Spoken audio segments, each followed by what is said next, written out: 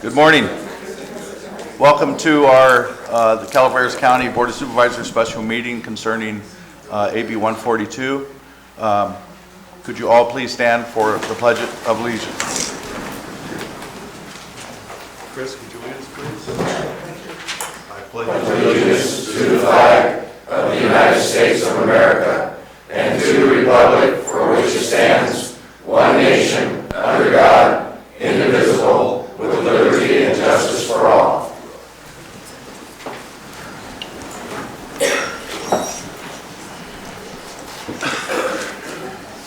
Thank you.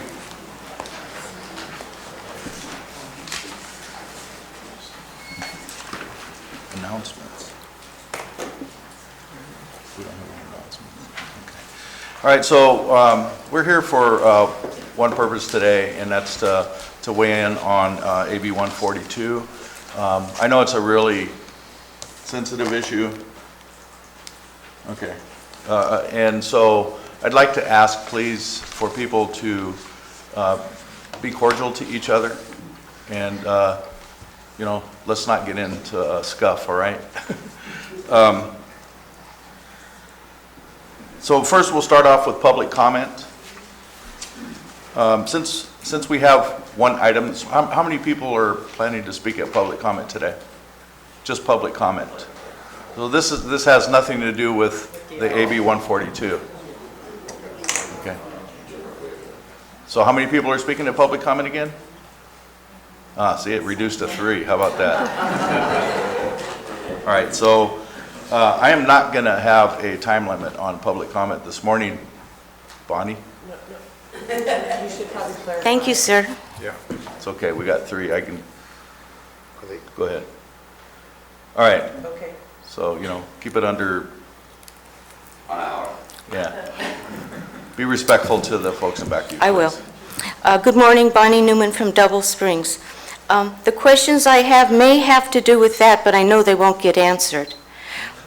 First, I'd like to know how much this special meeting is going to be cost us taxpayers. I know there's constraint on our funding, and I'm concerned that this meeting couldn't be done at another time in conjunction with the other meetings, like last week or maybe next week. And then I understand somebody's waiting for an answer on Monday, so it should have had some forethought, because I don't think this is the first time I've heard of AB 142 to be discussed, so I think that was oversight on someone's part not to combine it with a regular meeting. And is the cost of this meeting come out of the general fund? Because I'm keeping track of what I consider to be wasteful spending. Every $1,000 that is frittered away out of the general fund amounts to a 2-cent raise for home care workers. And I'm adding it up because we haven't had a raise in 6 years. And speaking of wasteful spending, and I also would like to know information about how much, I think I heard a number, $20,000 it costs to hire a public works director. And in that case, I would like to know how many applications did the county receive for that position? How many were people from in-county and how many people were from out-of-county? And what process is used to solicit applications for county jobs? And what if there was only one application received? What would you do? Thank you.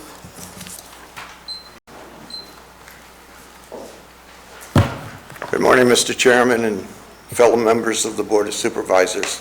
My name is George Fry, and I was reading my Sacramento Bee, which I've subscribed to for the past 35 years.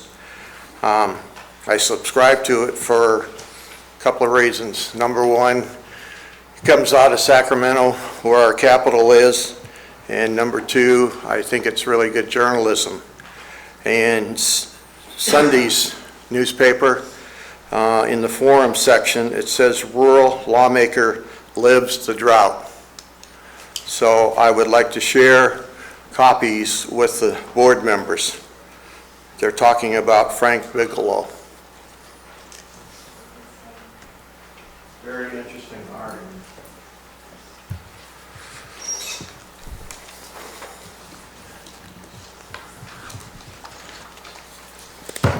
Second, I would like to talk about the 2015 Senior Volunteer of the Year.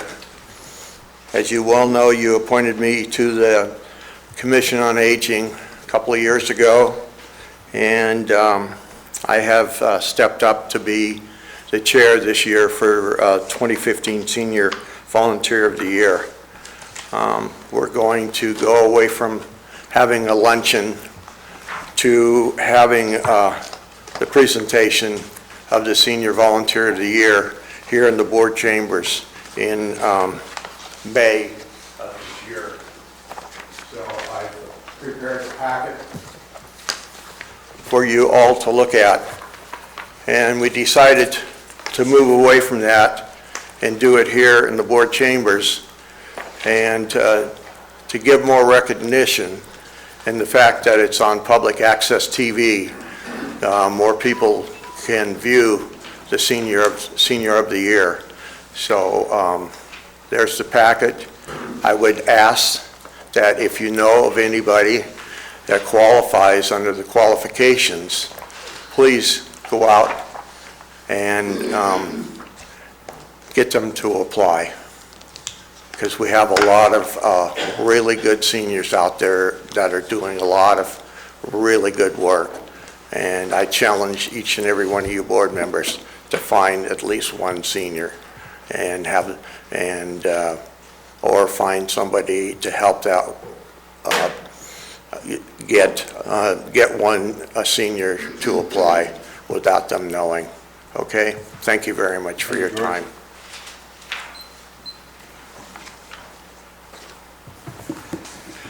Good morning, Supervisors. I'm Al Segala, Taxpayer Association. I think I'm too young to apply for Georgia's services. But I'm getting close. I have two items. The first item is to promote Alternative D to the general plan.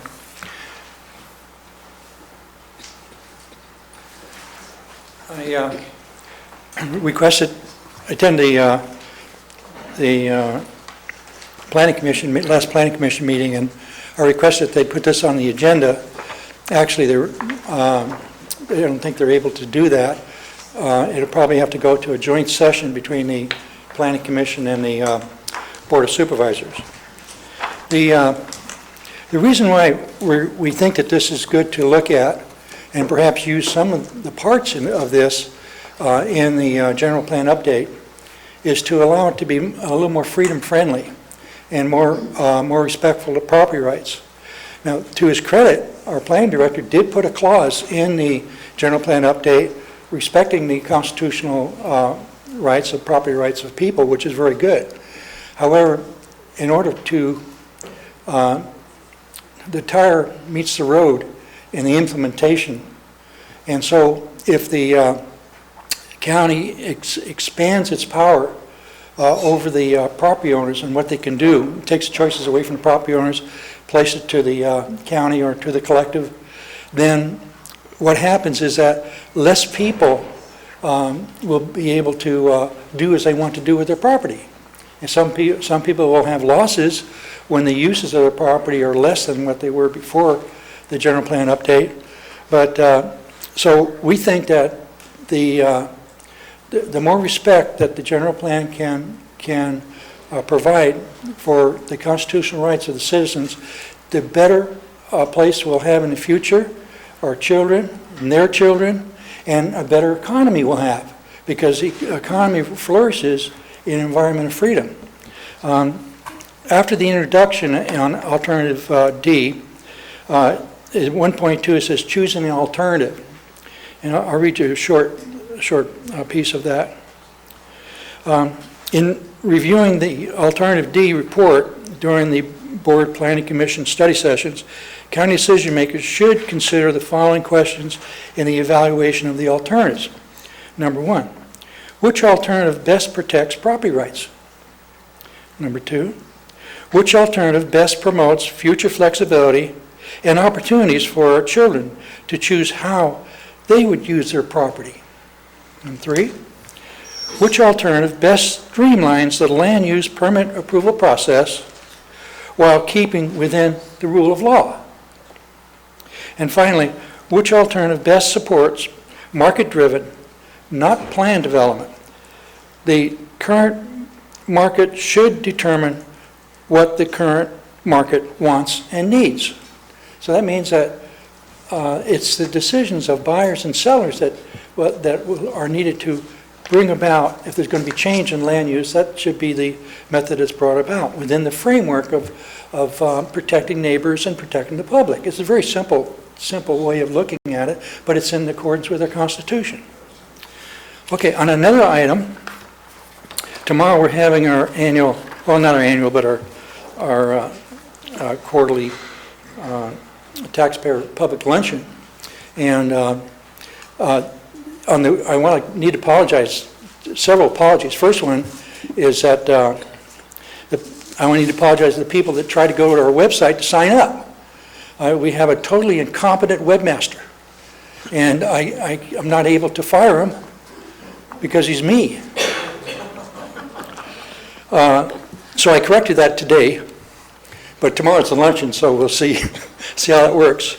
And the second thing is, I accused the honoree of our Excellence in Public Service Award of being the top secretary.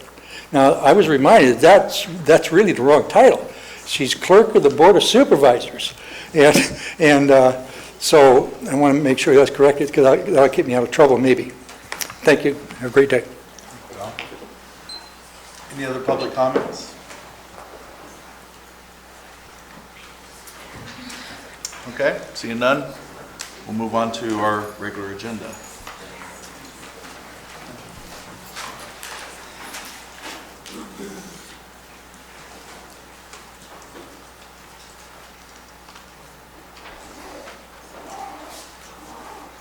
So our regular agenda is being brought to us today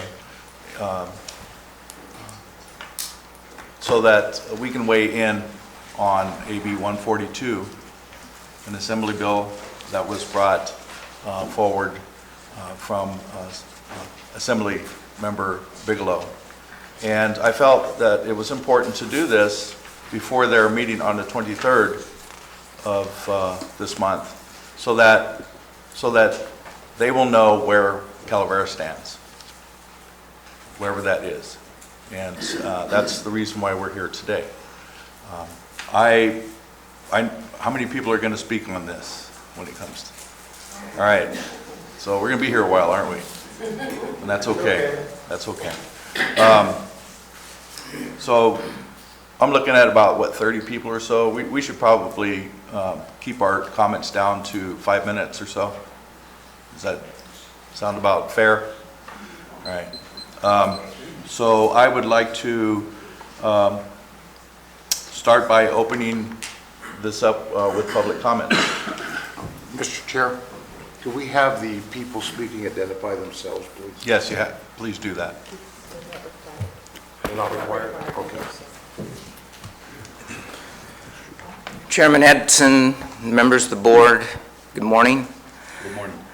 My name's Chris Williams. I'm an attorney in San Andreas, and I'm here to support AB 142 so that, among other things, the water districts in this county that are responsible for supplying water to the people of this county will have a fair and complete opportunity to present their views on what the possible impacts of wild and scenic river legislation would be. I have represented Western political subdivisions in the development of water projects for 43 years. And I am frankly astounded that in the middle of the worst historic drought in California history, we are talking about a wild and scenic river bill. It's just insane to me. If, you know, the horse is out of the barn and over the hill as far as any debate of Western water policy and whether it was wise to develop the water that would develop the West. The people that are already here, 35 million in California, can't have that debate. We have to take care of them. We have to supply them with water. And the fact is that Calaveras and Amador fought for and have significant water rights on the McCullough River, most of which have not been developed, but which they don't want to lose, because, by God, heaven forbid, we might actually have growth in these two counties at some point in time. CPUD pumps water directly out of the South Fork. They serve Railroad Flat, Glencoe, McCullough Hill, San Andreas, Paloma.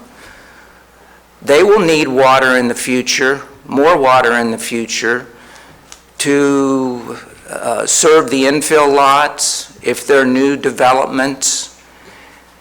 I don't understand really this push to make the river wild and scenic. First of all, I mean, the whole presumption is incorrect. It is not a free-flowing river. It's a heavily regulated river. It's regulated on flow schedules controlled by the Pacific Gas and Electric Company. The proponents of wild and scenic river legislation keep trotting out this opinion of an attorney named Ann Schneider, and they tout it for the position that, oh, you know, wild and scenic river designation doesn't prevent a water supply project on the river. It's a completely irrelevant opinion. I knew Ann Schneider. She was a great lawyer. She would not agree for what that opinion is being held out for. That was a project downstream of a designated segment. Didn't have anything to do with it. As I said, CPUD pumps water directly out of the South Fork.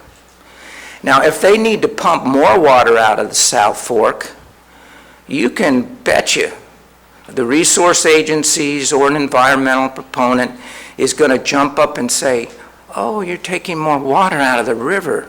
That's changing its free-flowing character. You can't do it. That is what we are afraid of. Taking water out of a tributary upstream, taking water, a direct diversion out of the South Fork. Everybody seems to be worried and focused on a dam in the middle of the main stem, and I don't think anybody's really thinking about that as an option or talking about it. But there are other ways to get water out of that river, and we need to. And I don't understand this move because it seems to want to freeze the two counties in time. 30 seconds.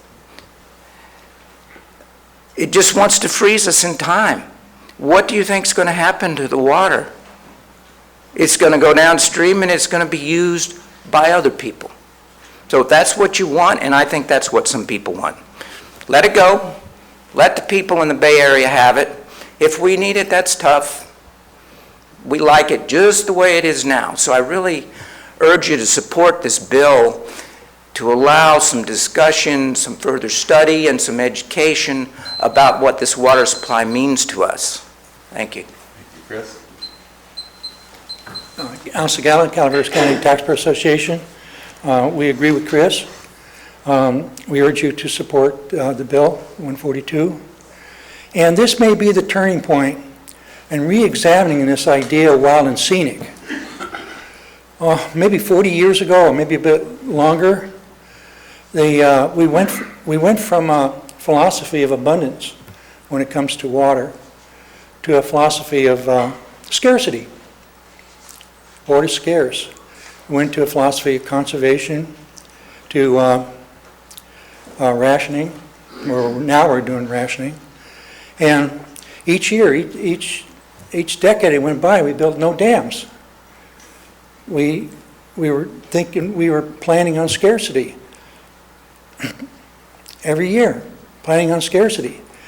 Is anybody wonder why we have scarcity now? After that public policy for 40, 50 years? Doesn't it dawn on people? We've been planning on scarcity and now we have it. We have the objective of our plans over all these years. So we need a fundamental change. It's not a frightening thing. We need to re-examine this idea of wild and scenic. Is wild and scenic really about nature? Is it even really about rafting? Incidentally, you ever try to water ski in a wild river? You can't do it. That's one more reason for a lake. We need to have more dam construction. We need to have more lakes. Lakes are good things. Lakes are not only good for the planet, they're good for the immediate area, they're good for the climate, they're good for recreation, they're good for water, for our farmers to grow the food that we eat and the world eats, and the water we drink. Lakes are good things. Lakes are good, they're not bad. We need more of them. And this could be the place where the process is turned around and our environmental friends can perhaps consider more lakes. Thank you.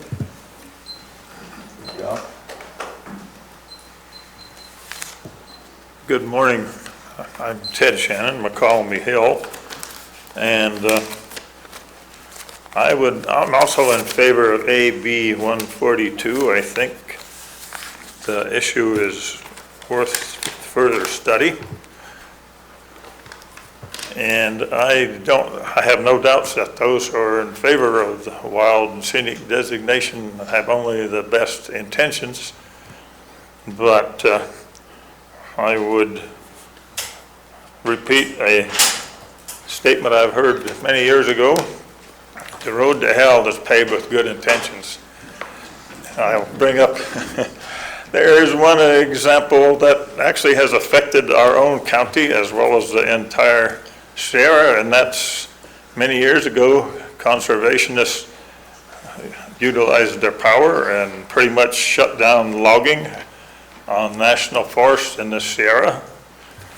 And we can see the results of that road today. We have overgrown forest, forests so clogged with brush that you can't walk through them.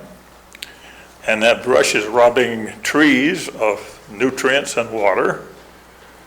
And now apparently we're finally realizing that we made a mistake many years ago. But the point I'm trying to make is, let's take a look at this and try not to make the same mistake again. Many of those trees that are now dying, nice pine trees, could still be alive even in this drought if the brush was not taking so much of their water and nutrients. Thank you. Thank you, Ted.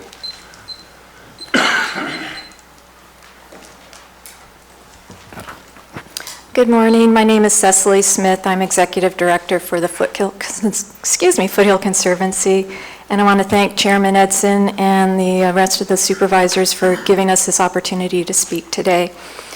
Last year, not once but twice, the Calaveras County Board of Supervisors voted in support of wild and scenic designation for the McCallum River.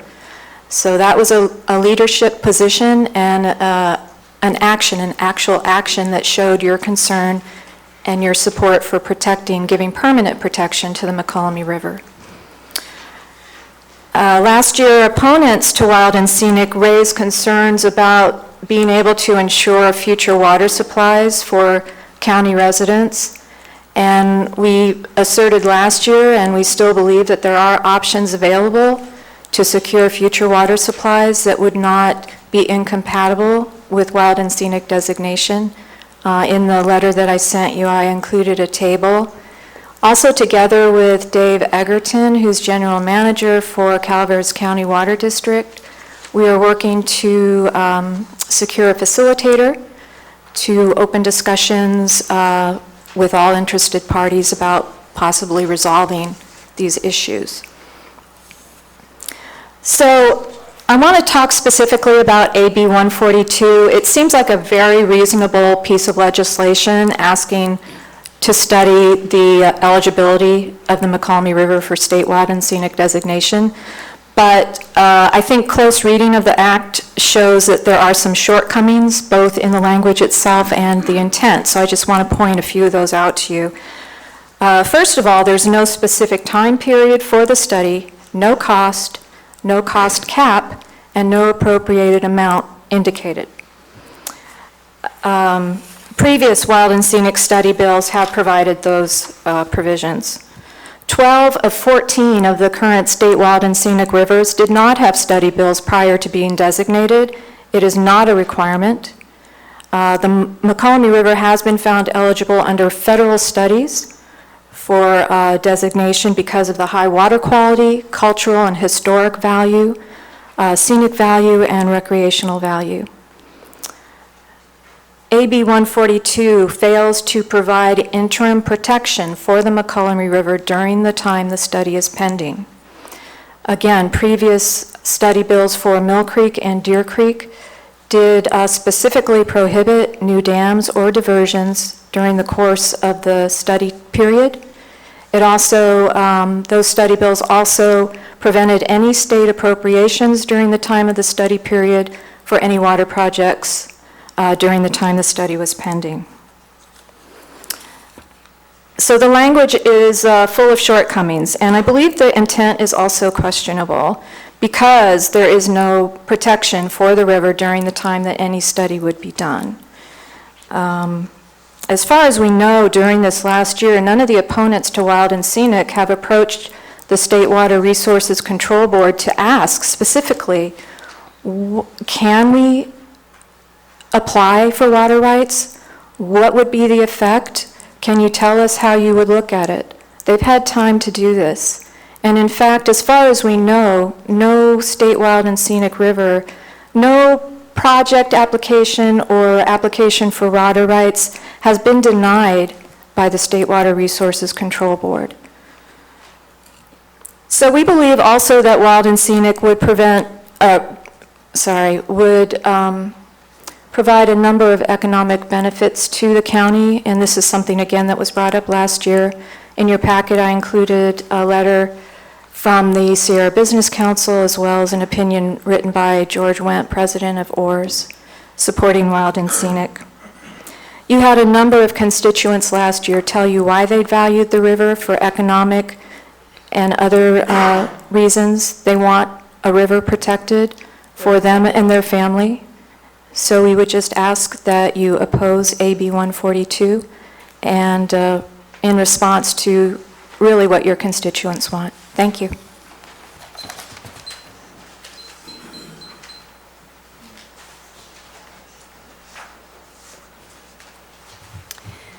Hi, thank you very much for taking the opinions of people today. Thank you to the Board of Supervisors and all the people who are here. My name is Polly Sender. I'm from Mountain Ranch, and I'm here specifically because I'm opposed to Wild and Scenic, and I want you to know that. I'm a child of the Sierra Mountains, you know, and my dad was a logger, and we saw in the last 60 years, we've seen the whole logging industry destroyed, and we see in that Yosemite fire 300,000 acres of what could have been income and well-being for people in the state of California go up in flames. This is just really a terrible loss. But about the Wild and Scenic thing, I just really feel like when you do that sort of thing to an area, you really put a stop on its ability to grow and to thrive.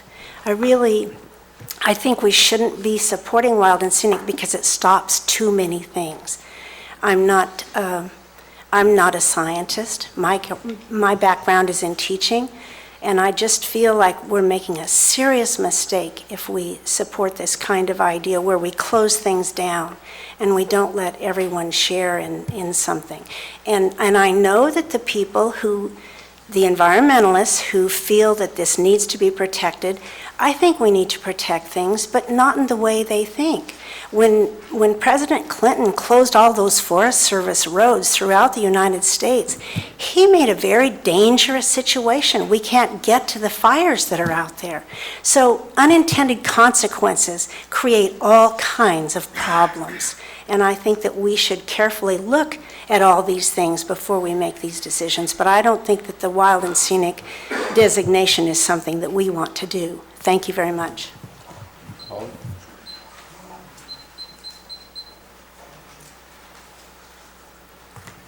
Good morning, Vicki Reinke, Calaveras County Republicans.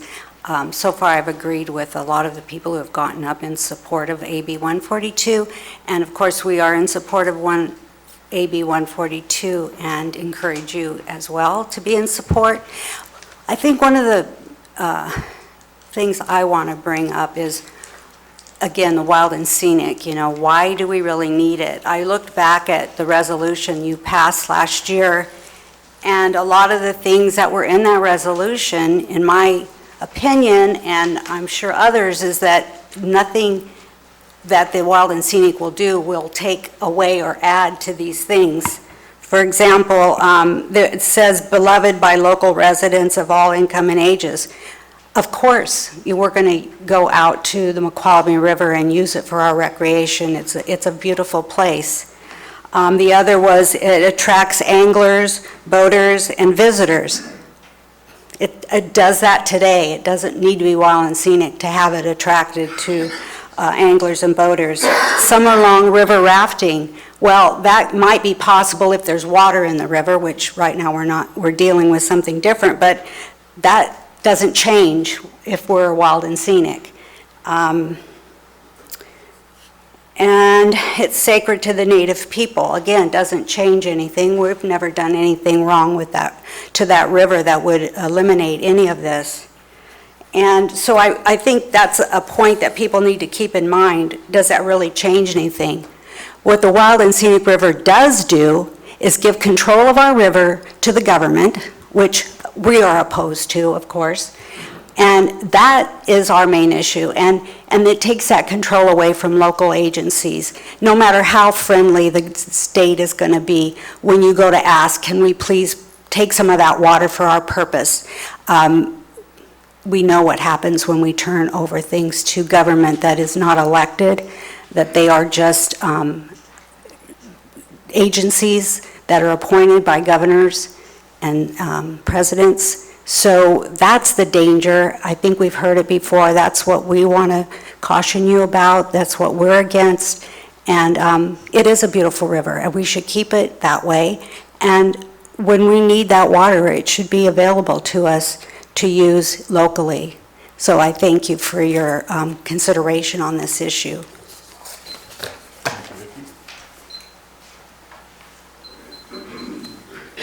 Good morning. I'm George Lambert. I'm with the Jackson Valley Irrigation District in Amador County. Our district is also in support of this bill. And the main thing we want to point out is that there's a dispute about whether the wild and scenic designation would impact water rights for districts and agencies that have water rights on the river. And that's an important question to answer before a designation is applied. If there's a dispute about something, you want to know the answer before you vote on the matter.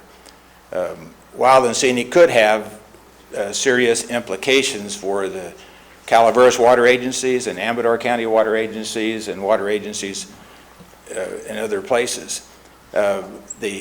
If a designation is made, it's going to have some impacts in it, and those impacts could be bad and they could be good. But don't we want to know what they are before we decide to take that big step?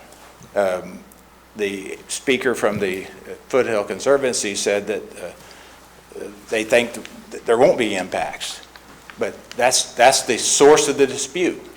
And the purpose of the study that this Assembly bill, I forget the number, a little bit nervous, but that bill is designed to answer those questions.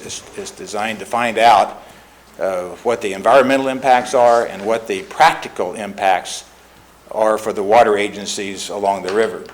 And if there's a mystery about those impacts, it needs to be answered before all of us take this big giant leap to create a wild and scenic designation that could eventually provide a big negative impact on us. The other thing that needs to be understood is who wins and who loses if there's water that can't be developed on the river for beneficial use for the agencies up here, who gets that water later on downstream? I think we all would be better off knowing the answer to that also before we make a decision. Thank you. Thank you.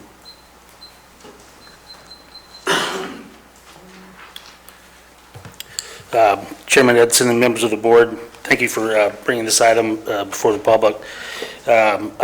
One thing I don't like at the meetings that I sit in that seat is a bunch of redundancy, so I'll try to be brief. But I do want to give Chris Williams credit for, I thought he made a really... Did you announce your name? No, I didn't. You did. I'm Jeff Davidson. I'm a District 5 Director for Calaveras County Water District. But I'm here today. I think Joel's going to speak on behalf of the board here in a little bit, but I'm just here to give my comments about how this affects my district and the west end of the county. But again, I want to congratulate Chris on his presentation. I thought it was very thorough, and he did a terrific job. I think that one of the things that, the reason I support AB 142 is it should solve this conflict. We've been arguing about whether or not this would allow water districts who have effectively all opposed, with the exception of East Bay Mud, which is the only district that stands to win from wild and scenic.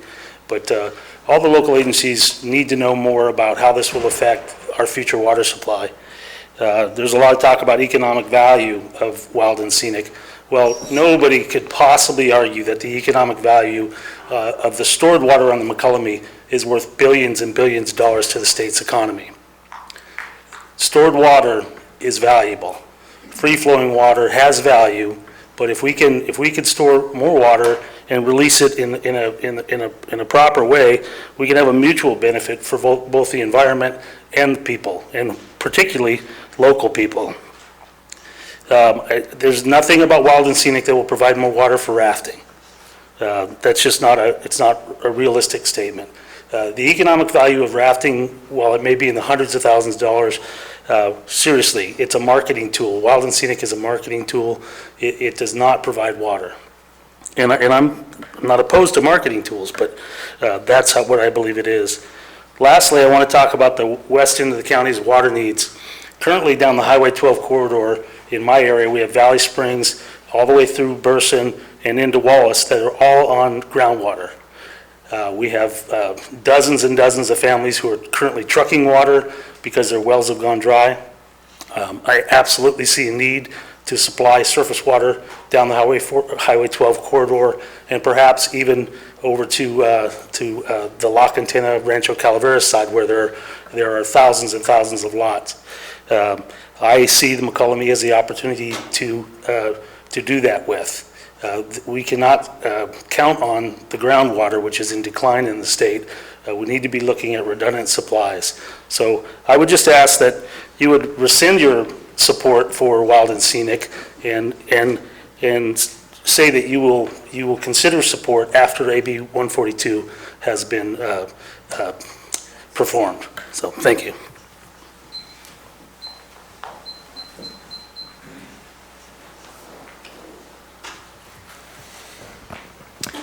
Good morning, Mr. Chairman and members of the board. My name is Joel Metzger, and I'm the Community Relations Manager for the Calaveras County Water District. I'm here on behalf of the CCWD board to let your board know how we feel about AB 142. And the board is supportive of AB 142. We drafted a letter to Assembly Member Bigelow and sent that off to let him know that we are supportive. And the reason that the board is supportive is they would all feel much more comfortable if this designation and this stretch of river was studied in depth and that it was a collaborative, inclusive conversation. So everyone can come to a table together and discuss what the true impacts would be, both environmentally, but also for the human needs and provision of water on the Amador and Calaveras side. So the board discussed this and feels that it would be most appropriate to go through this process. One amendment that our general manager, Dave Egerton, has been asked to work with Bigelow on is putting a reasonable time frame on this discussion so it doesn't drag on forever. I know that some folks feel that this is some kind of a stall tactic. I know our board doesn't feel that way. They feel that this is a crucial study and a crucial step to make sure that this is the right decision if we do go forward with a wild and scenic designation.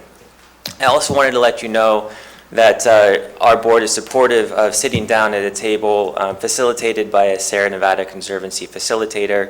And I know the Foothill Conservancy mentioned this too. So we can all sit down and have everyone at the table who wants to be there and really talk this through. I think that we've had somewhat of a lack of communication in the past, and that's water under the bridge. I feel like moving forward we can all do a better job trying to work together and be on the same page with this. So again, on behalf of the CCWD board, we want you to know that we do support AB 142, and we appreciate Mr. Edson for bringing this to the county's attention for a special meeting, and thank everyone in the public for attending. This is clearly an important issue that we all care about deeply. We hope that we can come to a mutually beneficial resolution. Thank you. Thank you, Joel.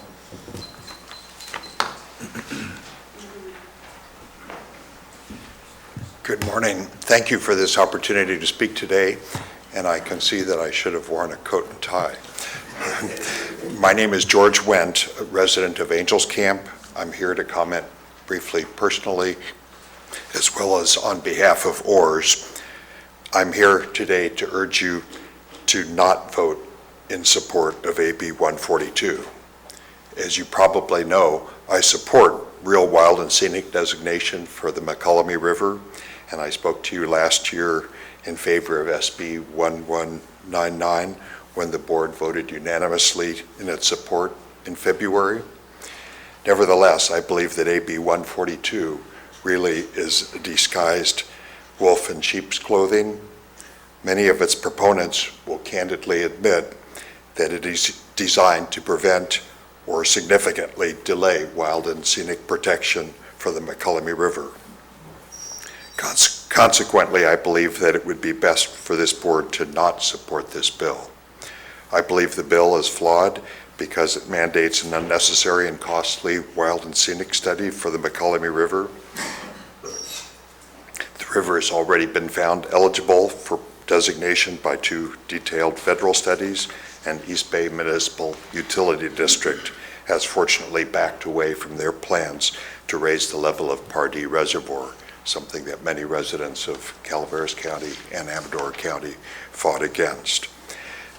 East Bay Municipal Utility District no longer opposes designation of the river segment from Salt Springs to Pardee Reservoir.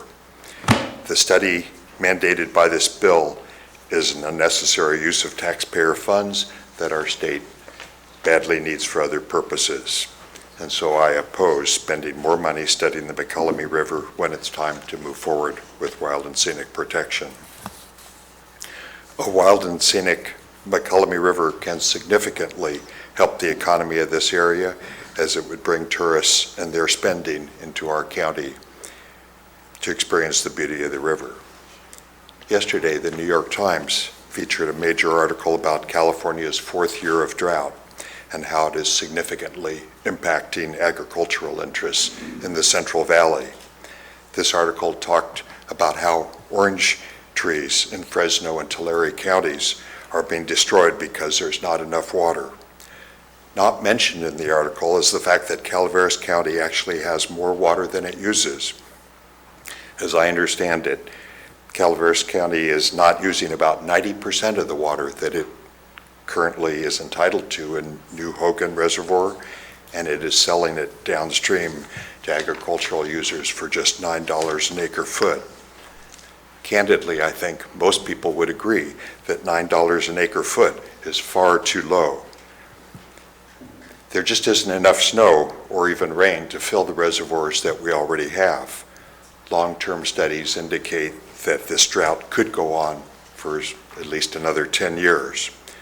And as we all know, unfortunately, building more reservoirs isn't going to create more water. New Maloney's Reservoir, the fourth largest reservoir in California, was almost 2/3 full 3 years ago.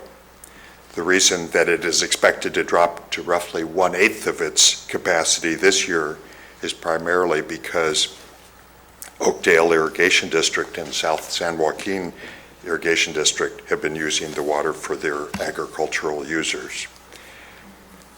At minimum, I think it is only reasonable to specify that the bill presented by Assemblymember Bigelow needs to be amended to include financial and study time parameters instead of avoiding any details regarding these essential facts. I urge you, if you decide to support this bill, to insist upon reasonable time constraints and financial specifications. Thank you. Thank you, George.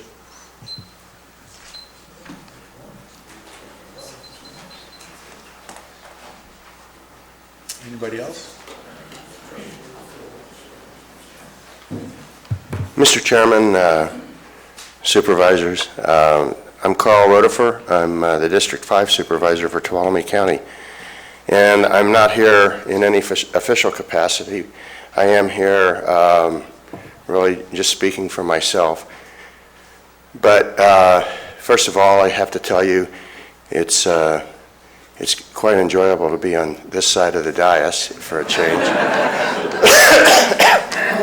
And I want to commend you for having this public process. It's an important part of our governmental system, and it's always good to see.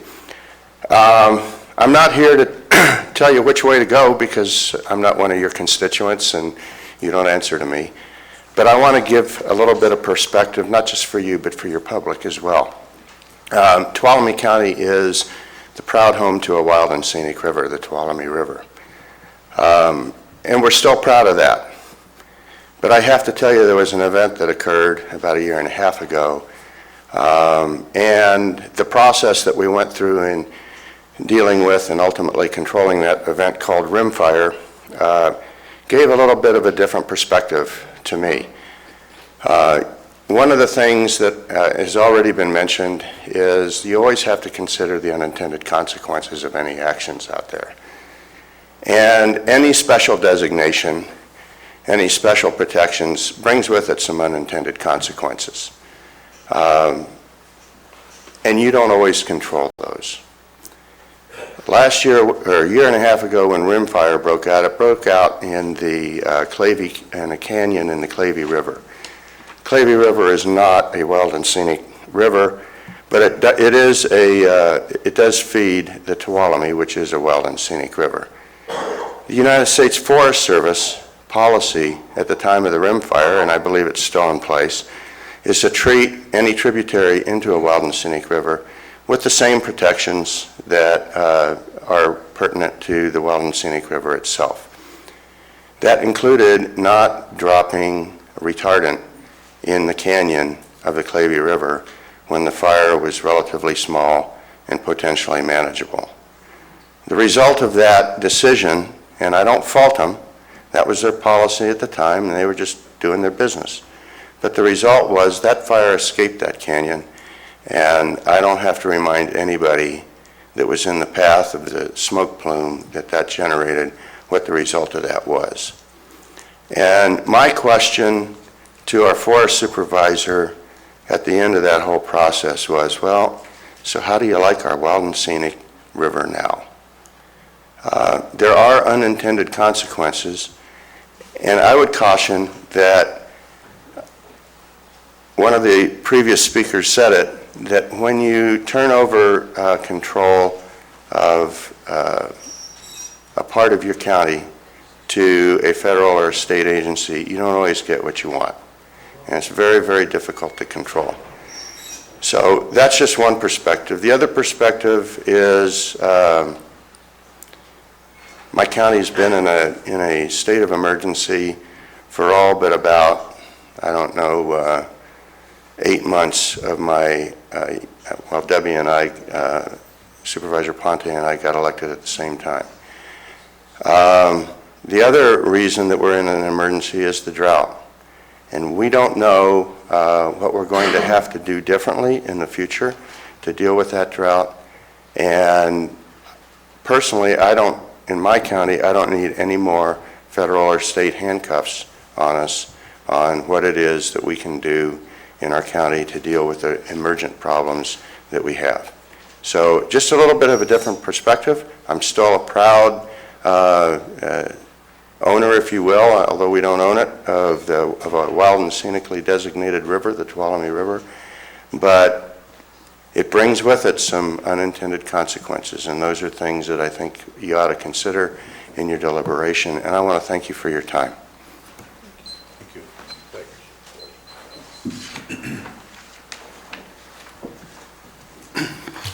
Hello, board members. My name is Tyler Childress. I'm a resident of McCollum Hill, speaking as a private citizen. I would urge you to reject Assembly Bill 142. The previous speaker was speaking about unintended consequences. I believe that 142 would have unintended consequences also. We hear about the intended consequences, which is to simply study and see if wild and scenic status would make sense for our county. But I believe the unintended consequences could be the loss of our river forever. I think I would just like to second the remarks that George Wendt made.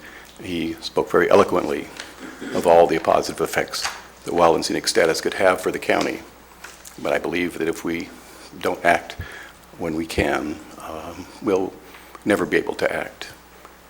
Wild and scenic status does not provide more water for rafting, one of the previous speakers said, but neither will it prevent water for storage in the future. Mother Nature determines that. And I believe the capacity of the McCollum is already over-stored, and the county has access to much of that water. So I hope you'll oppose 142. Thank you. Thank you, Taylor.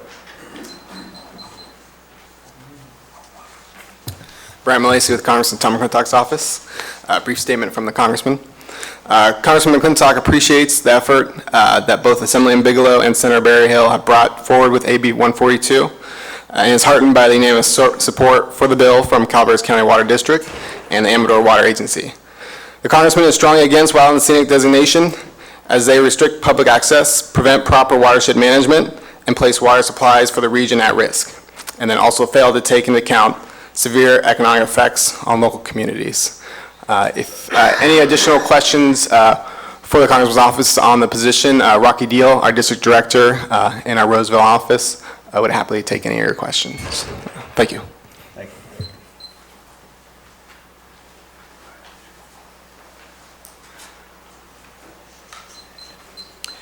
Good morning, ladies and gentlemen. Hank Willey, Director of the Jackson Valley Irrigation District, Amador County. Senate Bill 1199 tried to establish wild and scenic and left out every water agency on the river which has the responsibility of dividing the water up and supplying it to the various customers, including Calaveras County. AB 142 attempts to not allow wild and scenic to be established until all of the water agencies are included in the studies. And to me, that's the only fair way you can even think about dividing this river up and locking it so nobody can use the water. The McCollum River system has not been free-flowing probably since the days that the miners started diverting the water out of the system, and certainly since the 1930s when PG&E built their canals around the hillsides and diverted the water for power generation. So it's not in the river, it's in the canals. Thank you much. Thank you, Hank.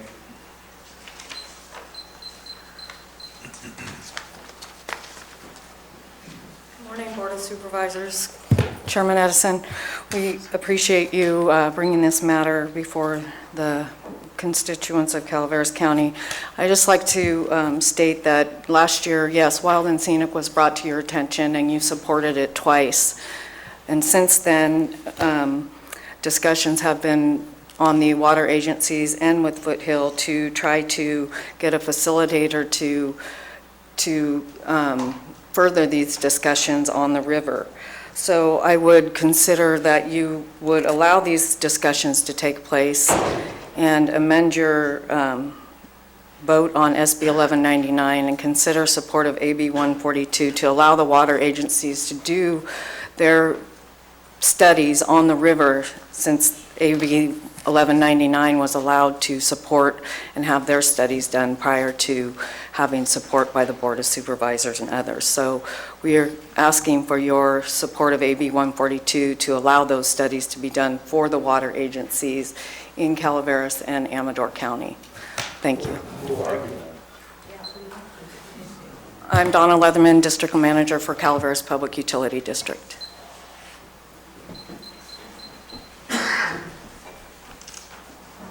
So just to let you know, it is not a requirement that you announce your name. It's not a requirement. You don't have to, but sure would like to know who I'm talking to or talking to me. I refuse to announce my name. Okay, okay, David. Okay, Dave. I don't know. Just blew my cover. David Tuno, Rancho Calaveras, and I'm on the Planning Commission for the county. Just a couple of reactions to some arguments that we've heard today and we've heard in the past. One about water rights. The proponents of 1199 argued at length here that water rights were not affected, the county's water rights were not affected, and we've heard that we've got all this water that we're not using. And I would just remind the board that water rights are completely useless without water storage. They're meaningless. I would also comment on the argument that 142 does not include any caps on spending or time limits on the studies that would be required by the bill. And I would just offer the alternative that, or ask the question, what caps on spending for studies or time limits on studies have ever been mandated on projects such as water diversion projects or dams? What caps on environmental studies have ever been placed on the other side of that equation? And if you answer that question, you might be reminded of why there's hasn't been a dam built in California in the last, 50 years or so. So it's, with the stroke of the pen, you can make a river wild and scenic, and with another stroke of the pen, it can be federal wild and scenic, and then all that's gone forever, and at virtually no cost. So it seems to me that 142 at least requires some level of study and expense on the other side of this issue, justifiably so. It doesn't eliminate the possibility of wild and scenic, it just makes them justify it and spend some money and some effort in doing so. Not nearly as much money and effort as have been imposed on the other side of these issues historically. Thank you for your time. Thank you, David.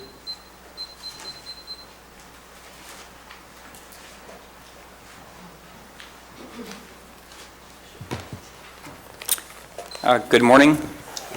I'm Brian Ornetto, Chairman of the Amador County Board of Supervisors, and I appreciate the opportunity to address the board, and thank you. I don't kind of like coming to another county and speaking on matters, but I think this is a very important matter to both counties, so that's why I'm here. I have some information. Can I give it to the clerk of the board for the...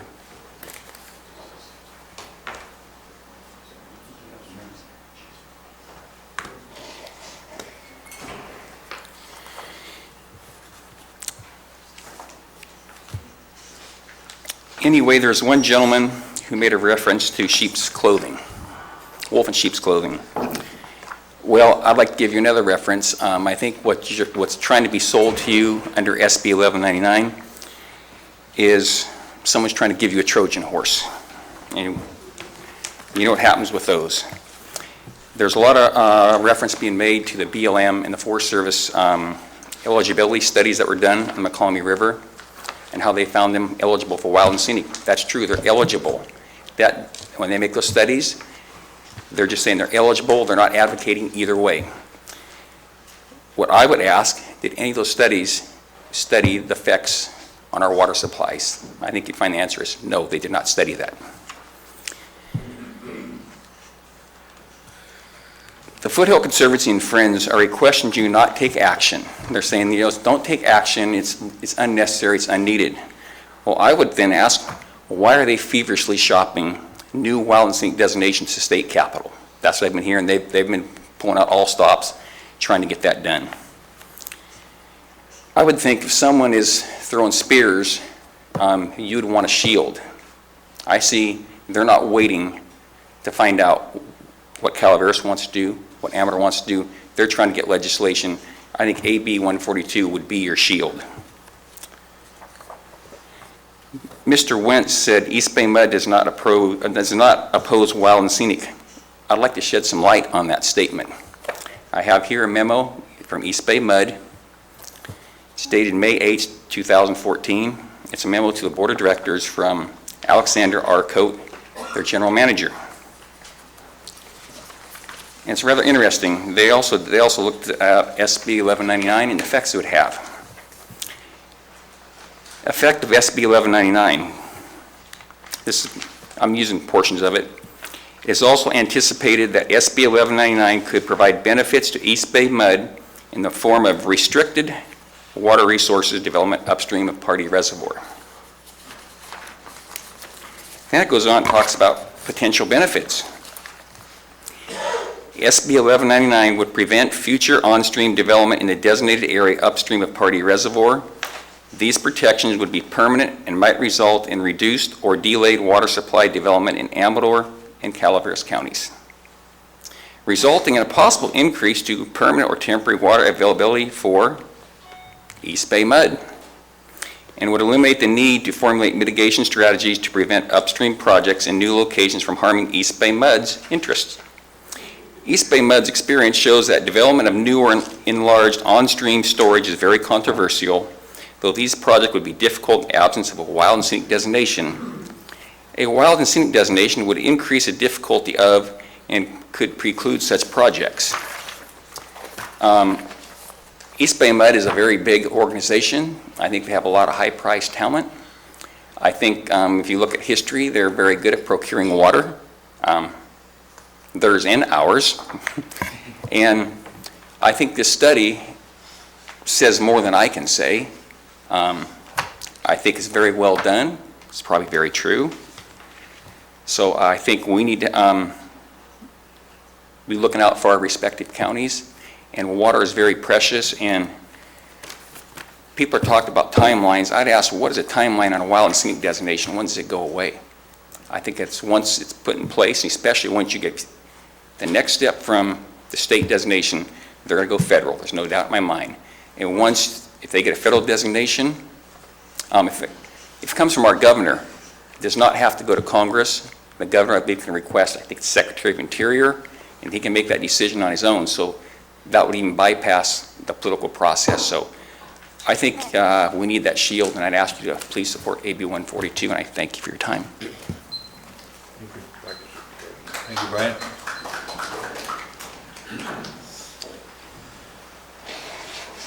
Step right up.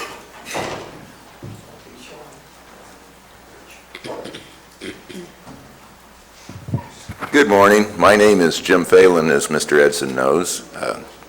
I'm also from the neighboring county to the south. So what I say it's just an opinion. Wild and scenic designation, as Mr. Rutherford said, is on the Tuolumne River. Tuolumne River is very, very scenic, but it is not wild. The McCalmy River, I believe, is probably very scenic also. Both of them have got dam structures upstream of all this stuff. I think it makes the wild part of sort of a moot point. They're all scenic. I think every river in the state of California is scenic. But most of them, unless they have no dams on them, are not wild. The people need to be thought of, in my opinion, is all part of this process. And I've seen that left out in our county when the Tuolumne was made. I know the Clayview's been, I think the federal government is another one of the eligible rivers, but they always leave out the human element. And once you make a wild and scenic river, it's another forever thing. The people need to be considered. It's just something a constituent from the South that doesn't, it's not a constituent, I'm a citizen of the South, but something you guys need to think of, I think. Thank you. Thank you, Jim.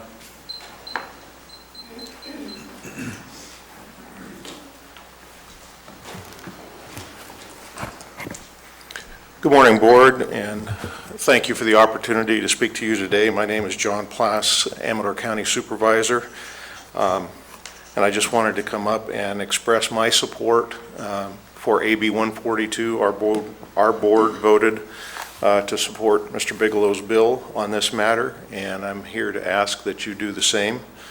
I really see AB 142 as largely an insurance that the process that was identified in the Wild and Scenic Rivers Act of the state of California is followed as written. It is a bill that requires a study to be done in the event that the McCollum is considered for wild and scenic designation. And I'll back that up with the quote from the California Wild and Scenic Rivers Act 5093.547. It says, "The Secretary of Natural Resources shall study and submit to the governor and the legislature reports on the suitability or non-suitability for addition to the system of rivers or segments thereof which are designated by the legislature as potential additions to the system. The Secretary shall report to the legislature his or her recommendation and proposals with respect to the designation of a river or segment. Each report, including maps, illustrations, shall show, among other things, the area included within the report, the characteristics which do or do not make the area a worthy addition to the system, the current status of land ownership and use in the immediate environment, and the reasonably foreseeable potential uses of the land and water which will be enhanced, foreclosed, or curtailed if the river or river segment were included as a wild and scenic river."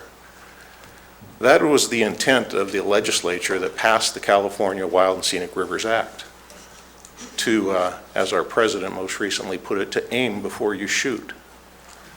They want to study the suitability or non-suitability of a segment proposed for wild and scenic. AB 142 eliminates the workaround that previous legislatures have created in order to avoid that requirement within the Wild and Scenic Rivers Act, simply because the lawyers have come to the conclusion that one legislature can't bind a future legislature with any of the language that they put in an act. I'd also like to thank you for this spirit and cooperation of the 1994 MOU that exists between our respective counties. Last year, Amador County felt very blindsided by the resolution that came out of Calaveras that was the impetus to going forward with SB 1199. You did bring it back and reconsider it, and it continued to pass on a 4-to-1 vote. I appreciate that that's the opportunity within the county, but if that was such a clear definition of the board listening to its constituents, then why did 2 of those supervisors that supported it fail to win re-election? I don't believe that there's just a mere coincidence there. So in ending, I would just ask for your support for AB 142 and also to consider rescinding wild and scenic resolution that was passed last year until such time as the studies required in the Wild and Scenic Rivers Act and AB 142 are completed. Thank you. Thank you, sir.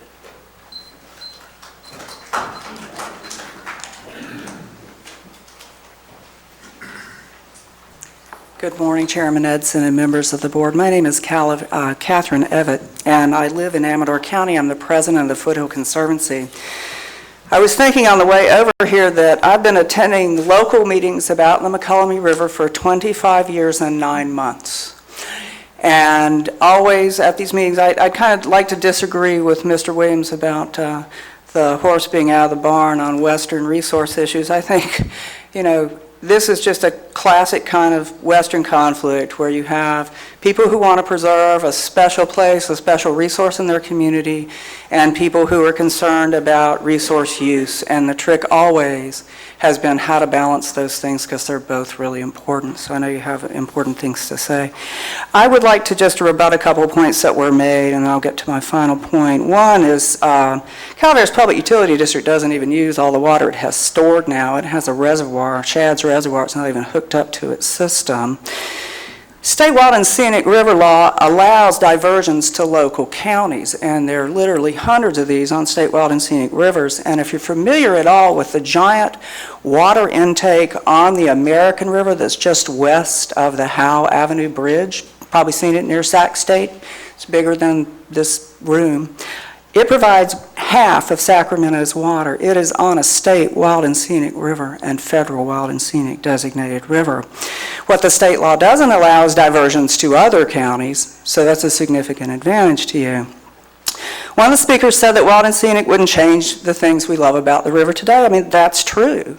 What it does is keep the river the way it is today, and it keeps the big outside water agencies who have tried to build big dams on this river in the past from destroying the things that the people love about the river. I mean, if you look back at the history other than Amador County's effort in the late 80s, early 90s, everyone who's proposed a big dam on the McCollum has been somebody who's going to take the water and move it somewhere else. Another important point, local agencies don't control rivers, state agencies do. The state controls the river, the state holds the water of the river in trust for the public. Another point about East Bay Mud. East Bay Mud isn't going to get more water with wild and scenic than it gets now. It just gets the water it's entitled to.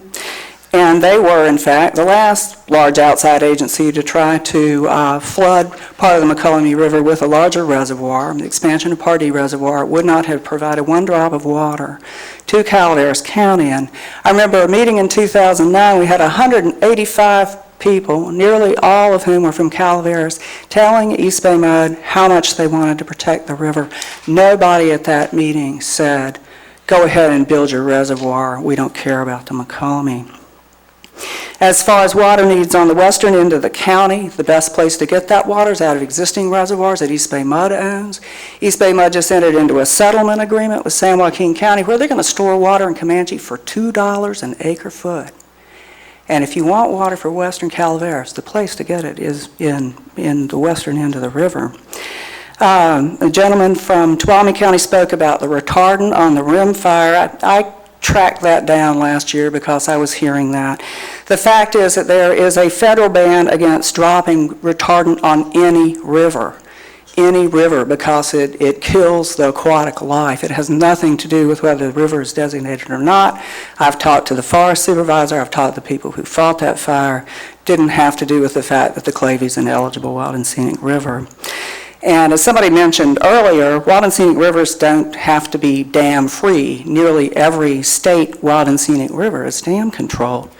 And as far as federal designation goes for the Department of Interior route that Chairman Annetto spoke about, last year the proponents of 1199 and the author agreed to put an amendment in the bill that would have kept the state from spending any money or effort to make the McCollum a federal wild and scenic river after it was a state wild and scenic river.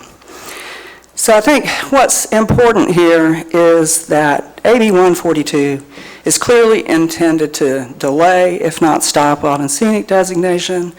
We're calling it the Spin, Study, and Stall Bill for the McCollum because that's what it is. And it could have been introduced last year. Mr. Bigelow could have introduced it last year. Study's not going to tell anybody anything they don't already know, and that is that there are no concrete plans, feasibility studies, or for local projects on the upper McCollum River. I mean, the state's not going to speculate about what counties need. The counties have to do their own work. And it's also not going to change anybody's mind, no matter what the result is. Are the wild and scenic opponents in this room going to change support designation if the study shows no negative effect on local supply? I don't think so.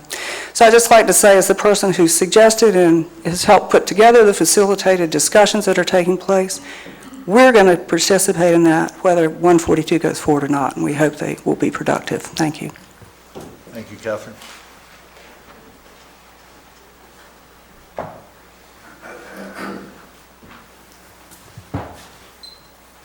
Good morning, Chairman Edson and board members. My name is Rich Farrington. I'm the president of the Amador Water Agency. I'm here to ask you to support AB 142. Excuse my throat. I wish you had a drinking fountain out in the hall. 142 requires a study of a possible impact of a McCollum wild and scenic designation on our water supply. The Amador Water Agency Board voted unanimous to support 142. It's been mentioned that the Board of Supervisors did as well. The cities of Jackson,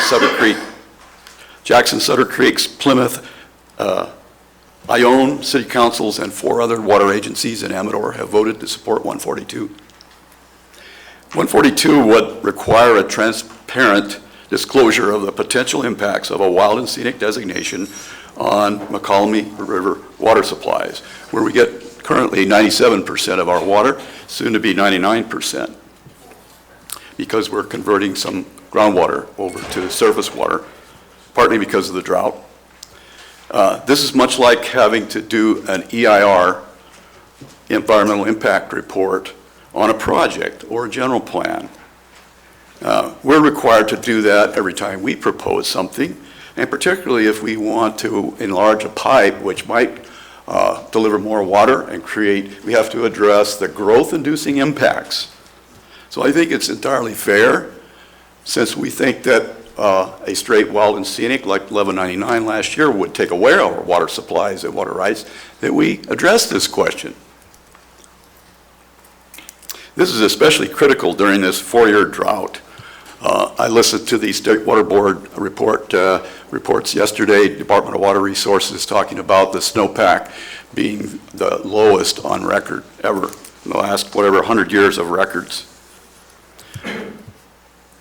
It was mentioned that the state law already requires a study, that's in 5093.547, to determine the suitability of wild and scenic, and addressed water is in there. But the legislature has discovered this workaround to avoid doing this disclosure, transparent disclosure of potential impacts. Yes, federal studies have been made, but there are some big gaps. And they didn't consider the socioeconomic and water issues that the state law requires.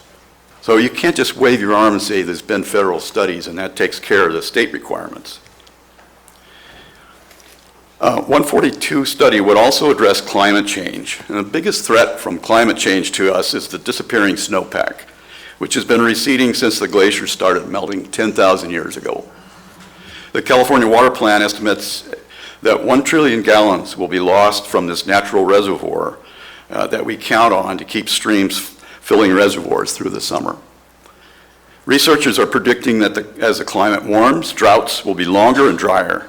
And one researcher estimates there's a 80 to 90% chance of a 10-year drought. And this follows, is reasonable because of the 15-year drought that Australia has just gone through. Even I noted that Calaveras Supervisor Wright was quoted in a recent article saying, right now, a lot of people are just scared because of the fact our weather patterns are changing. I don't know if that's an accurate quote or not. Opponents claim 142 is a delaying tactic, but there are many things in laws that cause delays to us to protect our health and safety and also the environment, like EIRs. We need to know the impacts on our water before this thing gets adopted. We must be vigilant and guard our water supplies and water rights vigorously, including our county of origin water right dating to 1931. The area of origin laws are to protect our future water needs of the rural counties, areas of origin of the water, that is, and prevent outside entities from grabbing our water like LA Department of Water and Power did to Owens Valley in the early 1900s. We must watch for water grabs of our water rights and water supplies. 30 seconds. East Bay Mud staff, as mentioned, had reported last year that Wild and Scenic would help them and hurt Amador and Calaveras counties. We must balance the environmental and water needs. And the legislature made that a law on the Delta in 2009, I believe. And the Delta is part of the Sierra watershed. That's where the water flows. And balancing water and environment is a valid and needed principle that we need to follow. Previous speakers mentioned flaws in AB 142, and that may be. We certainly would be anxious to entertain any proposed amendments and perhaps work with conservationists and our elected officials to perhaps consider those. So Rich? Yes. You're going to have to wrap it up here, okay? Okay. Thank you. Let me just leave you one last thought.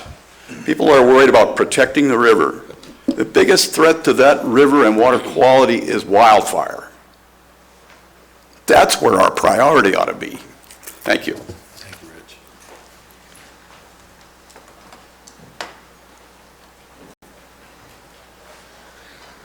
Mark Bennett, Amador County. I would just like to make two comments on what has been said. It was pointed out by one of the opponents to this bill that there is no interim protection for the river until the study is completed. What does the river need to be protected against? Oil refineries, chemical plants? Anyone who proposes anything on the McCollum would face environmental litigation that would probably last longer than the life expectancy of most of us in this room. The other thing that's been talked about a lot concerning this issue is rafting. I would like to just point out sociologically that whitewater rafting is a self-fulfilling creation of the environmental movement. In the course of my lifetime, I have seen it grow from an obscure daredevil sport to something that has economic impact. I lived in Colorado for many years, and I watched this phenomena. And candidly, it is a significant minor industry there as a result. But I'd just like to point that out. It's a self-fulfilling creation of the environmental movement, whitewater rafting. Thank you.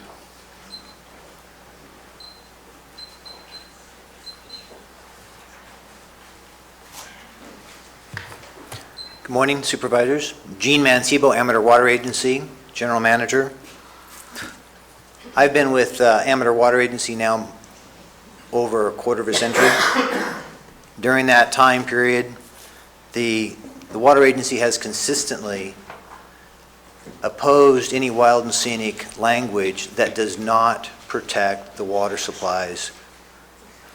And that's was reiterated again last year with SB 1199. Water Agency took a position to support 1199 if language would be added that provided the protection that we felt that was necessary for the water supplies, both the current and future needs of the water supplies. I'd like to read just three of the segments from the Wild and Scenic Act, section or portions of them. Section 509 3.55, restrictions on construction of dams. No dam, reservoir, diversion, or other water impoundment facility may be constructed on any river or segment thereof designated in the section for wild and scenic until the Secretary determines that the facility will not adversely affect the free-flowing condition and natural character. It has to be determined by the Natural Resource Director before you could even consider that. Under 509 3.56, prohibition against governmental cooperation in projects affecting the system. No department or agency of the state may assist or cooperate, whether by loan, grant, license, or otherwise, with any department or agency of the federal, state, or local government in the planning or construction of a dam, reservoir, diversion, or other water impoundment facility that could, and I understrike that, could have an adverse effect on the free-flowing condition and natural character. That's pretty strong. That means that we're not going to be able to go and really get any type of funding, even to do a study for a project. 509 3.61, local powers. All departments and agencies of the state shall exercise their powers granted under any other provision of the law in a manner that protects the free-flowing state of each component of the system and the extraordinary values for which each component was included in the system. You know, that really sets the stage for, once a wild and scenic designation has been put in place, that would restrict the ability to look towards obtaining future water supplies. And I might add, in 5093, it does allow for the domestic potential if the natural resource director finds that it doesn't have those impacts. But what about agriculture? What about industrial uses? Those are not included whatsoever. I think it's important that there be support for AB 142 to get the facts on the table and then proceed forward if that is the direction with a wild and scenic designation that can have language inserted in the designation that protects the water supply, both for Amador and Calaveras counties. Thank you. Thank you, Gene.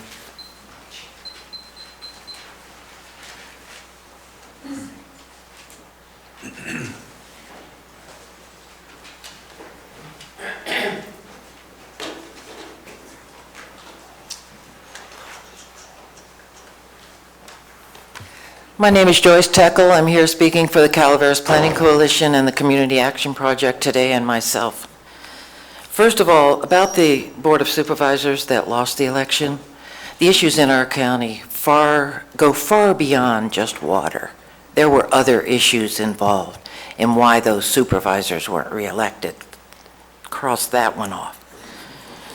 And I don't believe you are here to rescind your vote on 1199. I don't remember reading that in the agenda. If I'm wrong, please correct me. I think you're here just for SB or AB 142. I was listening to some of the water people talk about dividing up the river. Dividing up the river. All the water districts are dividing up the river. Do the constituents get any part of that division? Really? Yes. And then Fed designation. Excuse me, Joyce. No, I'm not going to go there. Joyce? I'd like you folks, please, to let Joyce have her... Yeah, we were polite before. Have her time. Doesn't matter. I'd like Joyce to have her time. Okay, thank you. The other statement that was made was that the water districts are selling water to other areas. I don't think there are any projects in the works, according to what someone else testified, for projects on the Moke for Calaveras County. And yes, we do have problems. There's no doubt about it down there. And I know there are a lot of straws in the water, in the water table down on our end of the county. I have one of them. So I've lived here 44 years. I know the situation is not great. But not one single person here today has mentioned recycling, conservation, reuse, nothing.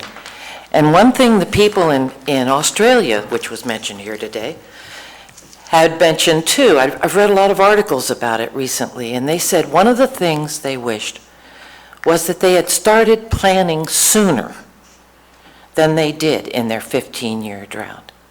And for me, that planning includes recycling and reuse and conservation. And not one person here today has mentioned that.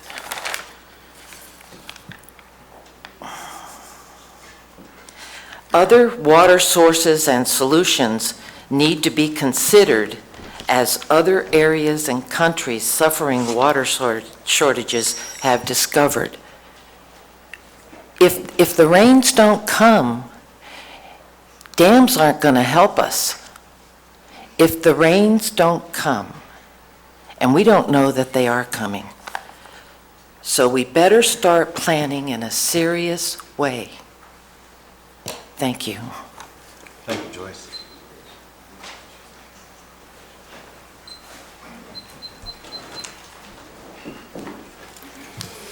Good morning. I too want to thank you for addressing this issue, and I think I'll make my comments quite brief. I wanted to just point to an opinion piece that was in the Enterprise yesterday. I hope people read the Enterprise and help it survive, because it's one of our main sources of information for issues like this in the county. Actually, it's a guest piece by Buzz Eggleston, who suggests that maybe in the process of adopting a new general plan, that drought should be an issue which is addressed. And as Joyce pointed out, and many other people have, we are in a very serious drought, and consideration of the condition of the river is most affected by the flow of the river and the snowpack, and we're seeing it declining every single day. So, yes, I agree with her that it's very important for both the county and for the various water agencies on both sides of the river to do things which they have control over and they can find the resources to do. One thing that I constantly hear is that the water infrastructure in both counties is in very poor condition, that many of the pipes leak badly, that many of the agencies lose up to 10% of their water just through leakage. And it seems to me that having a study is fine, but the study is not going to change the flow of the river or the flow of water through the pipes. So simultaneous with any kind of consideration of the future of the river, we have to be proactive in the areas where we do have control and we do have the ability to make changes. I would also point out that many people criticize the government and don't want any kind of control, don't want any kind of advice, but they do want to accept money to make repairs on their systems. I don't think any of the water districts up here would survive if it weren't for heavy investment by state and federal government in infrastructure for the water systems that we have up here, because we simply do not have enough users of the water to pay all the costs. So I hope that we won't forget that we're also in this general plan process, and that you'll be considering the draft of the general plan in the near future, and that drought is a very serious subject to be considering at this point, and we have to think of all the different components that go into the water supply and how we access it. Thank you very much. Thank you, Holly. Hey, at this time, I would like to take about a 10-minute break. We're getting requests to have a little stretch break and bathroom break, so why don't we do that? Thank you. We're going to be back in 10 minutes. Well, I'm going to go ahead and announce it. Are we on? Ladies and gentlemen, I don't hear anything. Really? We get started, please.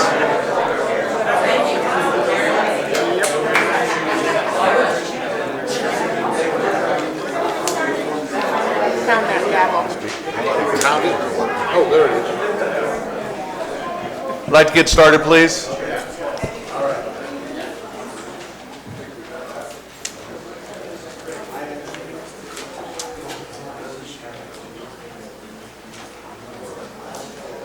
All right.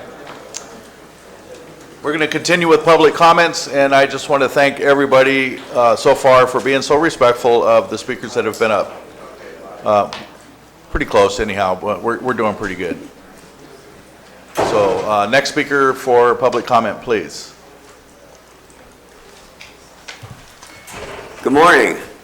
Bob Leitzel, McCollum Hill. I don't know that we need to study the river again.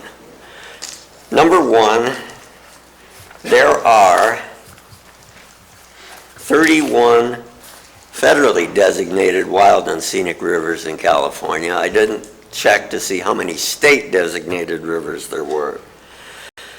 But it seems to me if we went to some of these other water agencies in these other areas that are on those rivers, they could tell us what effect it's had on their ability to supply water to their constituents.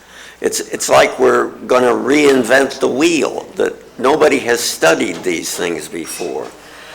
Somebody did mention briefly, but I want to read this whole section, 5093.55 of the code.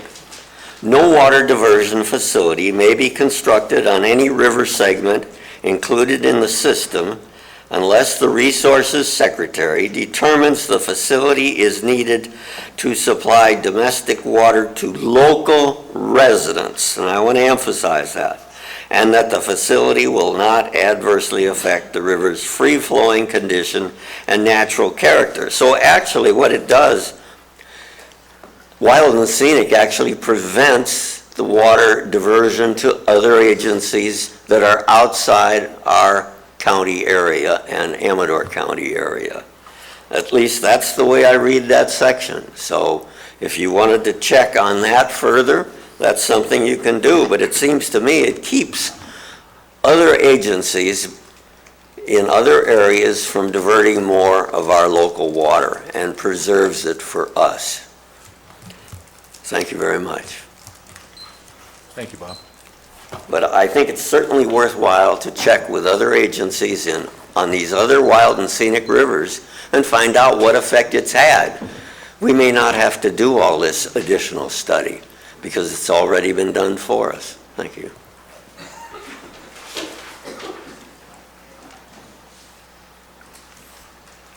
Just out of spite, I'm not going to tell anybody my name and where I'm from. I do support. Aren't you from Jenny Lynn? That's it. I do support 142 full-heartedly. I totally oppose that SB 199, and I oppose it since when I was reading some of those correspondence that I took as a threat or a bribe. If you don't go along with it, you're going to jeopardize future grants. That's from an unelected, appointed, ex-East Bay Mud gentleman. Nice letter to the Board of Supervisors. Now, I believe most of my, or some of my, or maybe all of my elected officials has a little bit more spine than put up with that kind of BS. You want to know what happens with scenic route? You don't have to go too far. Matter of fact, you have some people work in this county who live in Ptolemy County.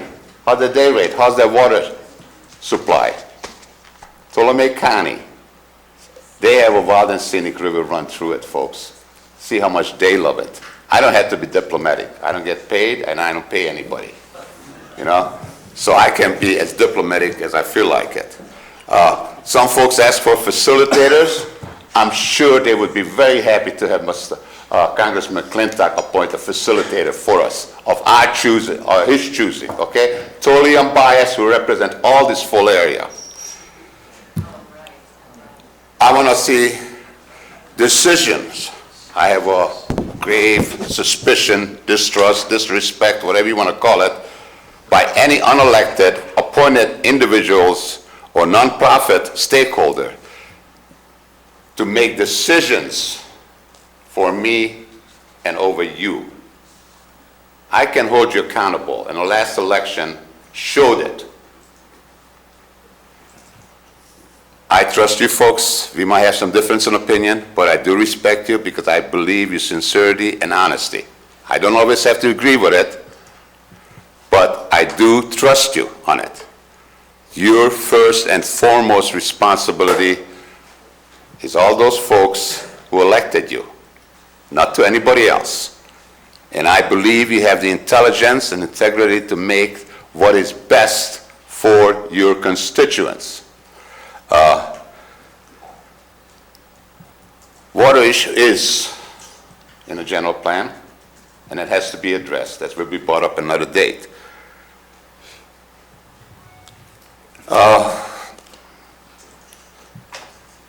Election have consequent individuals, nonprofit, incentive, threats, and bribes. The way I look at it, and I'm calling it, from all those unelected, unappointed people from the state. And if you think you might have some suspicion on the state, folks, multiply it by 100. And you know, and I give you my sympathy to dealing with some of those folks. I don't care if it's the public utility districts, senators from different counties. They're not going to brag about their achievements. But I do resent any of the nonprofit stakeholders, concerned citizens, their input on it, and proclaim that they represent your constituents. I'm just one vote, one straw. I'm not going to create anybody, I'm not going to destroy anything. But first and foremost is the people who elected you and look out for the best interest for the future. The drought's not going to last forever. It's not going to end tomorrow. And if you want to know how the drought swings, there's a cavern a couple of miles from here. Steve Fairchild, he can show you etched in stone, going back thousands of years, how the drought's been going up and down. No BS, just what etched in stone. 30 seconds. So, please, AB 142, and please, that SB 199 that's being re-examined, because we do have new supervisors in there. Thank you. Thank you, Peter.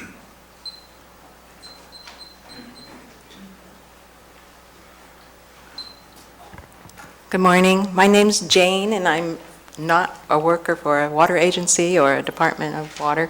I am a McCullum Hill resident, and I just want to say I love the McCullum River, and I voted for Wild and Scenic on the McCullum River, and I hope we can keep it wild and scenic. I oppose AB 124, and I hope that you can delay your vote on that because there are loopholes in it, and I believe in what Catherine and Cicely have studied so much, and we need to listen to them and listen to their discussions with scientists and other departments to cast your vote. Just wait and delay that vote till we find out more. Thank you. And I want to also thank the supervisors who voted for 1199. Thank you so much on that. Hope your vote doesn't change. Thank you. Thank you, Jane.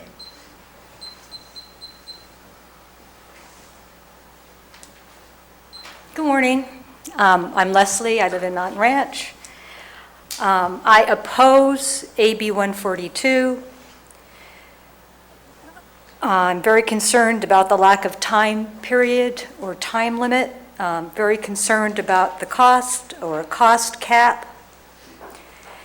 I very much would like interim protection for the wild and scenic designation at this time. It's a very hot issue, I know, for both sides, and unfortunately, it's very divisive in our county. Lakes are great. Yes, they are. I prefer a natural lake. And my understanding is that there are options above and below the designation for wild and scenic. There may be 40-odd, whatever, federally designated or state-designated wild and scenic in our state so far, but we don't have one in our county. And with all the people that live in the state of California, it's really nice to have somewhere to go that's really in its natural state. It's a jewel of our county diameter. Thank you. Thank you.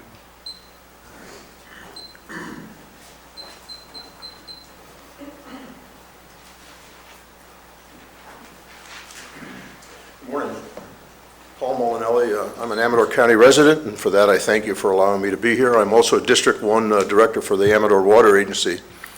Last year when 1199 came upon us, we had to scramble all of the water agencies because it got pushed so fast. And we did scramble, and we were very successful in getting it to not reach the Senate floor. AB 142, I see it as a means for us never having to scramble again, so that when these things come up, we have an opportunity to look at a study to determine just how it's going to affect us and future generations. Those of us especially who are charged with water, we see it as a necessity, and for that, and rather than, I'm a bit paranoid perhaps, but 1199 to me was a water grab for downriver interest. It happened so fast. So for us, 142 is very important for the water districts, and I would hope you would support that. Thank you very much. Thanks.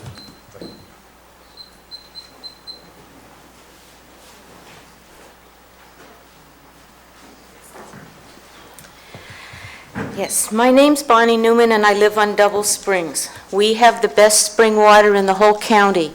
I can run every hose 24 hours a day forever and ever, amen.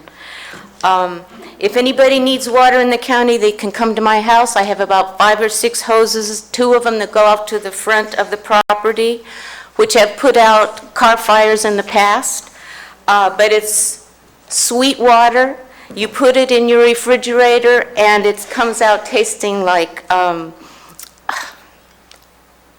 soda almost. It's not bubbly though. And I'm thinking of the people that we've been talking about and hearing about down in the bottom of our county that don't have any water and have to truck it in right now, those folks down in Burson and out in Rancho. And I have a girlfriend that lived in Rancho 25 years. They could never drink that water. What comes out of the ground is not water. It's some liquid that's saturated with alkaline and salts and mineral deposits, and she would put it on a filter and they would wash their dishes with it, they'd wash their clothes, they'd wash their bodies, but they would not drink it, they would not cook with it, and final rinse on your hair had to be clean water, otherwise your hair was brittle. So I think of those poor suckers down there. They got sold a bill of goods, what was it, 40 years ago? This is a great place to build your property. They can't even poop in their houses without it running to the neighbors' yards. There are no real facilities to provide for that development. And now I hear like the opposition to the wild and scenic we're concerned about future development. Where are we going to develop that it can sustain itself? They're talking about Copperopolis, a big development. It's the same problem out there. The septic runs into your neighbor's yard. You don't have water that you can drink. It's got to be trucked from somewhere else. I think, and I haven't heard anybody talk about this, we got enough water. There's just too damn many people. Development has taken over what we're able to provide for. Thank you. Thank you, Bonnie. Hello, my name is J.W. DeLordo. I'm from McCollum Hill. I'm a 5th generation rancher in the county in this area. So the family's been here a while. They asked me to come and stay a little bit today. Through owned ground, leased ground, and everything else in the McCollum River watershed, we rent and utilize for grazing roughly 110 to 120,000 acres between National Forest, SPI, East Bay mud, and private grounds that we have leases on. The wild and scenic designation is a concern for us for what it's going to do in the future for what many of the people have said here today: fire reasons, other natural resources, access for our livelihood to the water for the cattle in the small streams and other creeks that they drink on in the summer and have access to down here. I urge you to support AB 142, and thank you for your time. Thanks, sir.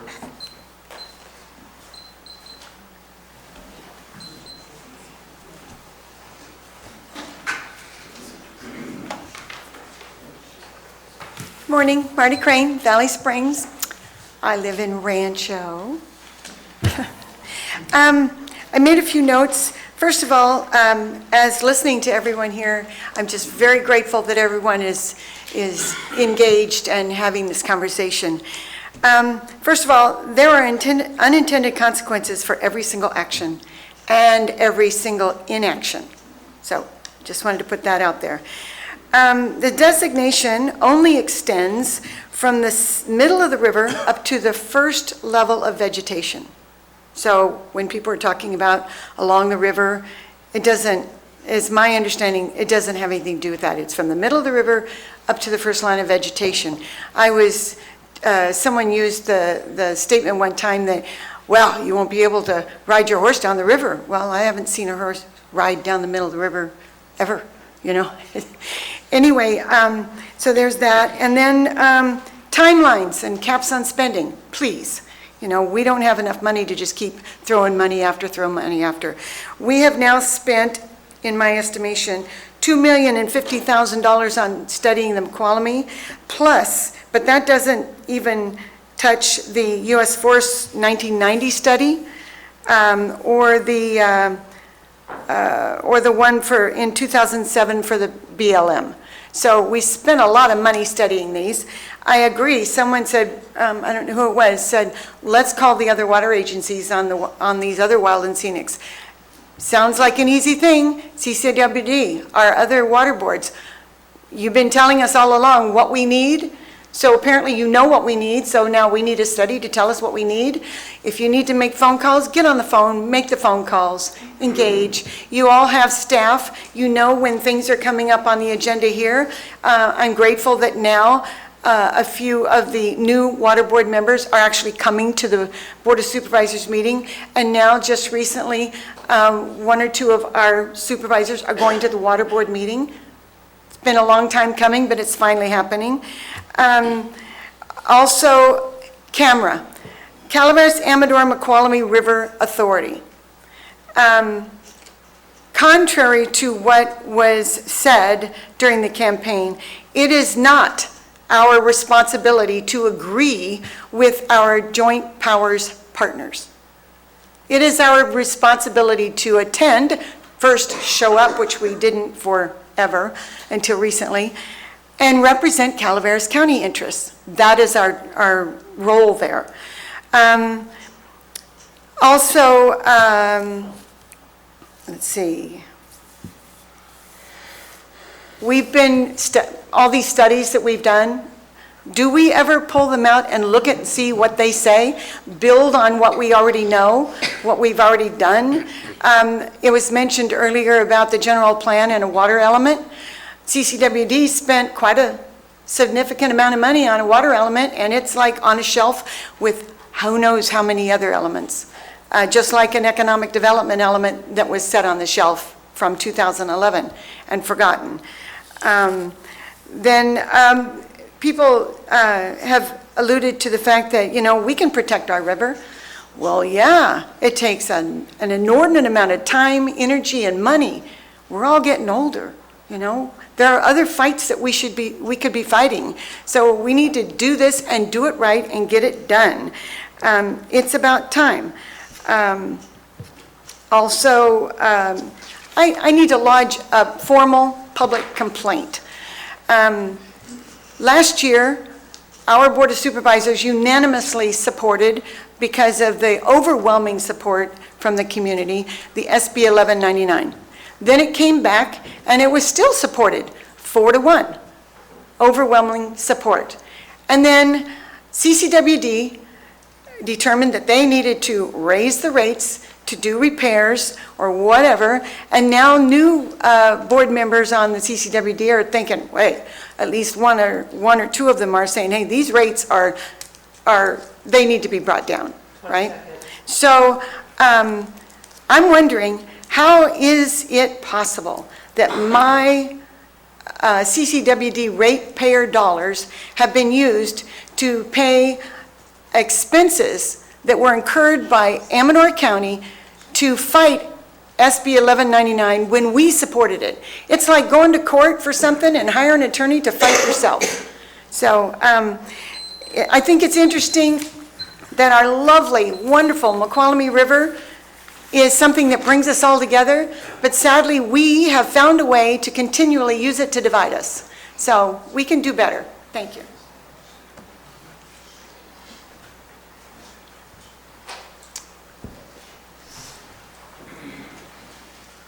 Anybody that hasn't spoken yet?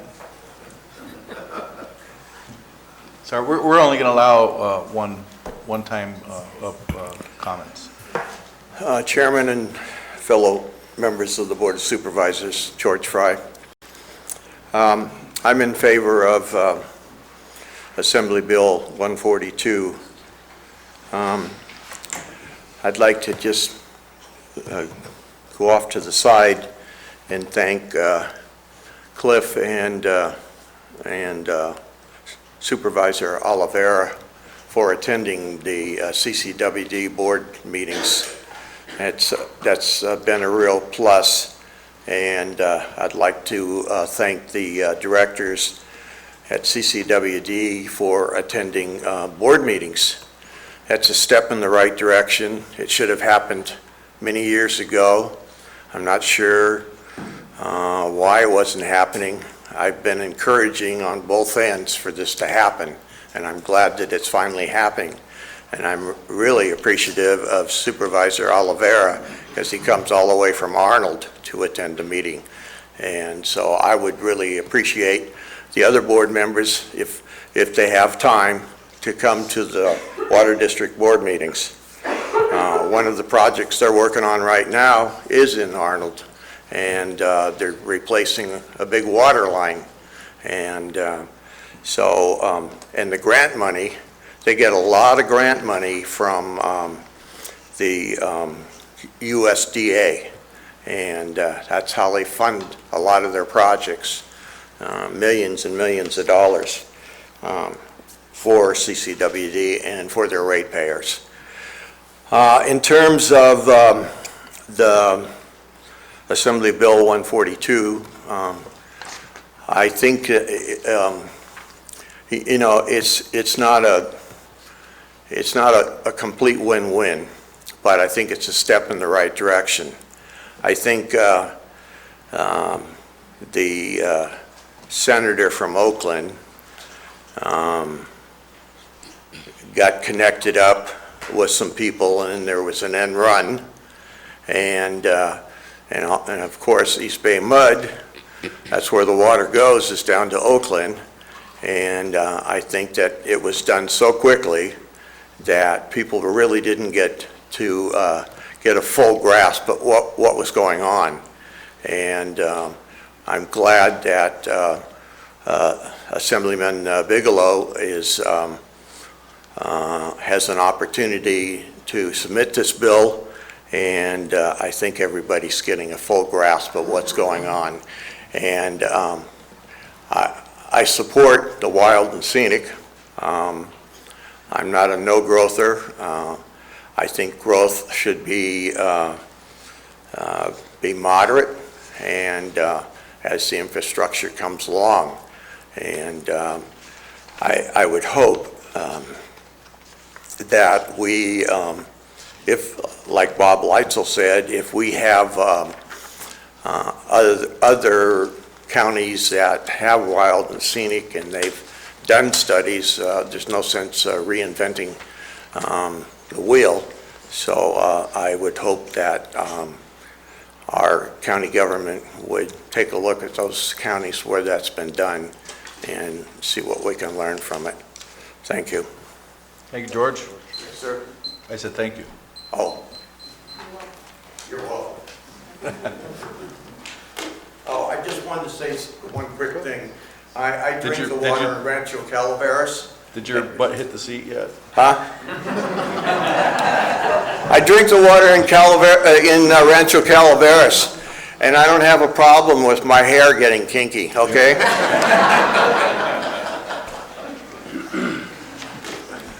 Good morning, Bob Dean, resident of District 2. Sorry I came in late, so I must have missed a lot of the commentary, and I may have also missed some of the points that I wanted to make, but a couple of facts that need to be discussed here, or at least presented, that I think have been misleading in the past. Public water use on the McCallum represents about 12% of our overall public use in the county, not the 20-some-odd percent that's been listed in a lot of the papers. The other fact of life is that because of the 1958 agreement, Calaveras and Amador County are allotted 30,000 acre-feet of water. I think Amador has used up most of that. Frankly, Calaveras has used very little of it. But the fact nonetheless remains is if you look at the economies of scale you're going to find that it's almost prohibitively expensive to develop storage facilities and other different kinds of water conveyance systems to justify the expense for 30,000 acre-feet of water. One of the things that's been discussed is we don't need any more studies, and I say there are lots of studies. I was involved very early on in the warmth modeling. It was a risk assessment for the McCollum River, and I've seen a lot of other stuff happen. But the one thing that hasn't happened and needs to happen sooner rather than later, is having a study that really addresses the issue of what our water needs will be now and in the future. I don't think we've done that, and I'll just give you a good example. Historically, the paradigm for water use has been 2 family units, EFUs, equivalent family units or connections per acre foot of water. The reality of the drought, potential future for water use in California and certainly in Calaveras County, and also, conservation considerations that have to take place now. That paradigm is going to change to more like 4 EFUs. Now you stop and think about it. If Calaveras County used 10,000 acre-feet of water off of the McCollum, now this is a gross oversimplification, and there's lots of qualifications that go to it. But if you look at that, you'll see that there's a possibility of 40,000 connections. 4 EFUs, 10,000 acre-feet. It's a simple mathematical problem. 40,000 connections represent anywhere from 80 to 120,000 people that would be served from those connections. Now that's just off the McCollum, and we have 2 other rivers. Now, are we prepared to deal with potential growth in Calaveras County of 250,000 people? Because that's really what we're talking about. So that's why it's critically important for us to have this water use survey in place, so we have a better idea of just exactly what it is we're going to be needing now and in the future. I don't think we'll have all the answers, but we'll certainly be making the right kinds of steps that are necessary to be made in order to get this thing addressed. 2 other points I want to make. If you make a decision on this process, you have a lot of options: oppose, support. I see 2 that would be critically important. One is support if amended, or oppose unless amended. And both of those positions require some change in language or additional language to the bill. And that would be that whatever is decided, a meeting of the interested parties and stakeholders has to take place within a specified period of time to address these issues. One of the issues that people have raised, and it's a fair one, is whether or not this bill is meant to block any potential movement towards wild and scenic.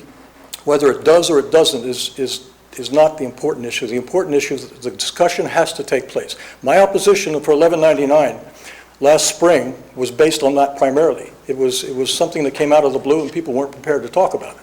Well, shame on the water agency, shame on me as a participant in that process. We should have had this conversation a long time ago. We have a word for it. We all do it. It's called procrastination. But we need to be able to address this issue, and we need to do it sooner rather than later. So I would propose that somebody suggest language that requires this conversation to take place. And I want to leave you with one other thought. East Bay Mud, their board, voted unqualified, I think 7-0 if I'm not mistaken, to support wild and scenic, which I think is a great idea. I think there's a lot of value in wild and scenic, but I think there needs to be a lot of questions answered first. But my takeaway from that is, it seems like they may have opened up the conversation where it would be possible for both Amador and Calaveras County to sit down and have a serious conversation with East Bay Mud about getting diversions out of Pardee. 20 seconds. Okay. Basically what that would mean is that the area that's been designated for wild and scenic would not be impacted, and any water use for the future of Calaveras and Amador counties would come out of Pardee.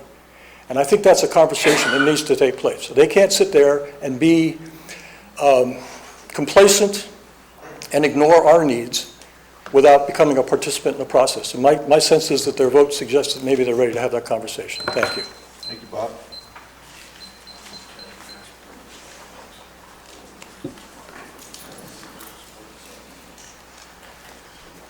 It's still morning. Good morning.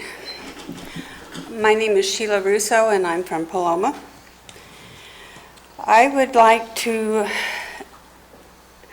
request that the board rescind Resolution 2014-021 that supported the wild and scenic designation of the McCollum River. Thank you.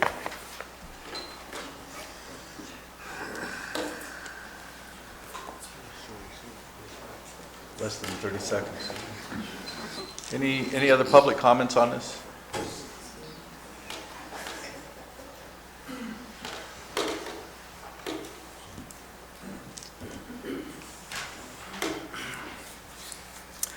My name is Eric Glanville. I am a 26-year resident of Calaveras County, so I'm not speaking for any outside interests. My heart does go out to Amador and Tuolumne counties. No, they have their problems with this issue, but they're all adults, and they can handle their problems also. It's time for Calaveras County to become an adult also. It's been brought up a couple different times that our board at that time voted for Wild and Scenic. Boy, Wild and Scenic, it really sounds great. As a hunter and fisherman myself, if I had been on the board at that time, the way it was presented, Wild and Scenic, it's a warm and fuzzy. I mean, who wouldn't want to get behind and support something like that? And everybody was happy. It was unanimous. The crowd was happy. It was a big party.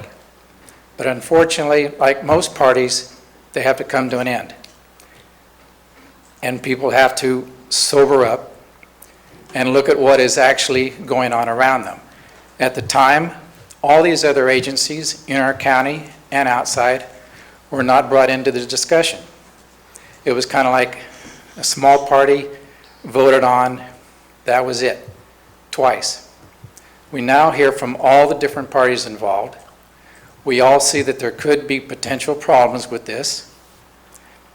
So to me, it's a no-brainer to support 142. Even though it's been brought up there's no cap on the expenses, it kind of seems odd to me that when a developer is trying to develop a project, the environmentalists never want a cap put on his expenses for studies that have to be done. But in this case, they want a cap.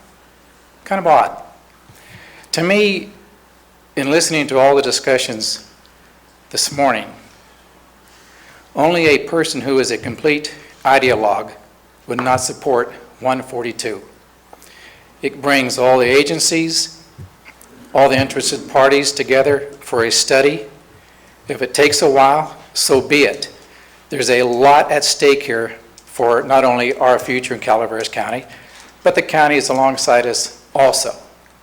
So I implore you to vote to support 142. Thank you. Thank you, sir. Any other public comments? Good afternoon, almost afternoon. Bill McManus, Hanford Hill. One of the things I kept hearing from both sides, when people were quoting chapter and verse from water law and talking about, what wild and scenic would mean, and, all the promises were there. But I kept hearing about this water secretary, that whenever we needed to get water in the future, if we went the wild and scenic route, we would have to go genuflect before the water secretary in Sacramento. Now, you may want to turn your rights and your life over to a bureaucrat in Sacramento, but I'm not prepared to do that. If the people who want wild and scenic want to give up their rights to a bureaucrat in Sacramento, that's up to them. I think we should oppose that, and I think that if we do some additional studies, as 142 proposes, those things will start making more sense to us. So I just hope that you don't give over our rights, my rights, to someone in Sacramento that I haven't even heard a name. I don't know that person exists. It's a water czar someplace. Additionally, I just wanted to comment on something that is quite remarkable, and I've been to a lot of meetings over the years, to see so many people from neighboring counties, elected, water companies, citizens, all coming to Calaveras County to impart what they've learned and what they're doing in their counties. It takes a lot of time to get over here, it takes a lot of effort. I'm sure they have better things to do. But I personally, and I know you will at the end, Cliff, thank every single person who gave up this much time to come to Calaveras County and give us advice, support, or whatever. I think it's a remarkable show of unity. Thank you. Thank you. Any other public comments? Come on. Kind of like, wedding or a funeral, you just got to get up there. All right, so we're going to bring it back to the board then. And so I'm going to ask for board comments. Who wants to start? Mike, you want to start? I'll start. Okay. This is a very difficult decision. I think in our period right now in this county, we do need to look at the future. We need to learn from our past, learn from some of the mistakes we've made, some of the good things. But we're in a position right now that we haven't seen for a long, long time. And that's our water. At what risk do we put the rest of the world for our need to survive and maintain what we have and go forth? Hopefully, we can better our situation. But with that, I am supporting SB 142. AB. Thank you. AB. AB 142, I'm sorry. All those SBs, ABs, it's a little confusing. Okay. Anybody want to go next? Steve? Debbie? Sure, yeah, sure, I will. I want to thank everybody who is here today, especially the people that came from out of the county. It was referred to, and I'm going to refer to it again. We do have a memorandum of understanding that has existed since the 20th day of September 1994 that encourages us to cooperate with the local agencies in our adjoining Amador County when it comes to regards to this subject. And when I watched the debates over SB 1199, even though that's not the particular vote today, I don't feel that we did honor that memorandum because I do not feel that we conferred with everybody that was involved with that. So today I do feel like I am prepared to respect that memorandum of understanding and thank them by way of that for being here, because they're truly, they're not, and I want to put to fears any rest from anybody, and I don't believe they're here to control our vote or our government. They're here to refer to a very important subject that we have a long agreement with, to respect, and that's what I'm prepared to do in supporting this resolution. I'm not in support of changing the language that adds a money limit or a time limit on it. I don't believe that's asked of other bills in particular. It's not that I think that the county government or the state government has barrels full of money. Quite the opposite. And if anything, I'm concerned when anything is going to cost our taxpayers money. But I also don't believe that we should put this constraint on this issue any more than we have anything else. So I do not want to add any language, and it would not be my resolve to do that, that would make that part of our resolution. And one thing I want to say too, I did give this a lot of thought as it was referred to during the campaign, and put a lot of effort into it. I read the proposal SB 1199 completely, and something that's been brought up here today, and I firmly do believe that as someone who was literally born 2 miles from the shores of the McCollum and have lived my life in the shadow of it, conserving that water is an important thing, but legitimately, if we were going to conserve that water, I'm not a scientist, that's not my experience by nature, but I don't believe I have to be. We should probably hold the water back up in Salt Springs, not in Comanche or Pardee, and deliver it to them afterwards, because you're going to lose a lot more in evaporation at that altitude than we would down here. So there are arguments for both sides. I appreciate the passion of everybody that's here, but I do support a resolution that sends our attitude to the state in support of AB 142. Thank you. Debbie? I'd like to go a little later. My voice is very... Fragile? Yeah. Good. All right. First of all, I'd like to thank everybody for coming as well. I know that this is a very passionate subject. It's also I'm more of a, I got passion, but I'm also more of an analytical type person. I like to make sure that that I follow through with what I was voted to do, and that's to look after our county and its agreements with other counties. And also, I'd like to make sure that I'm representing all of my constituents, not just certain groups of constituents, so I have to kind of balance all of that out and decide what that is. Sometimes very difficult. I changed my opinion last year on Wild and Scenic, only partly because when we first voted on Wild and Scenic, we were voting on state Wild and Scenic. Didn't know that much about it. There wasn't a whole bunch of information coming at me from all levels, so you know, I was kind of naive in all of that. But then I brought it back to the board again. The board was gracious enough to bring it back, and I was the one lone vote that didn't vote for or voted not to support SB 1199. The Wild and Scenic, State Wild and Scenic was different than SB 1199 in my opinion. So we voted here on this board previously for State Wild and Scenic. There was nothing about SB 1199 in that resolution. And so I've heard a lot of folks talk about many things today. We are actually pretty much all talking about the same thing, in my opinion. We all want what's right for the area here, for us, for the river, for our counties. And unfortunately, we just have a division amongst the people on how that is to happen. And that causes knee-jerk reactions, which, you know, if you ever acted on something on a knee-jerk reaction, you find out that a lot of times it just doesn't do that very well for you. Costly studies. We do costly studies. The county has to do costly studies all the time.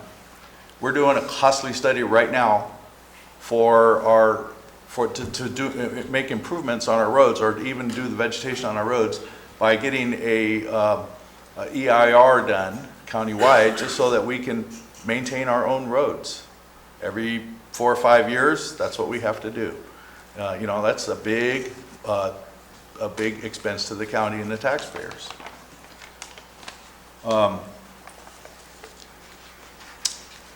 East Bay Mud. East Bay Mud is interested in one thing, in my opinion: getting water. That's what they're interested in.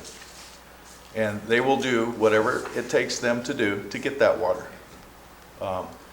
So they're supporting Wild and Scenic right now without any types of amendments or anything. Well, you know, that's really great, but it's not great for us. We need to be able to take care of us here. Now, I'm not talking about necessarily just rooftops or you know, that type of growth, but we need to diversify our economy. We need more agriculture. How are we going to get that ag water? Through Wild and Scenic. 37 miles of non-ag water right there. That's in the Wild and Scenic bill. And so I feel that there have been many people that have worked on this for many, many years. Catherine was saying that she started here 25 years ago. And, you know, and it's her passion. You cannot fault a person for that. And that's what they do. We all do our own passions. But we need, in my opinion, to take the next step. And that's to start working together to solve some of these issues that we have. Just as we have right now, in sitting in our chambers, we have 3 counties here. 3 counties, and we have multiple water agencies. That, to me, is what it takes. That's what it's all about. More studies may not be a delay, but a way of opening those doors for us to be able to get to that point. And then we can maybe all, or the majority of us, can agree on something, instead of creating a division and dividing people so much.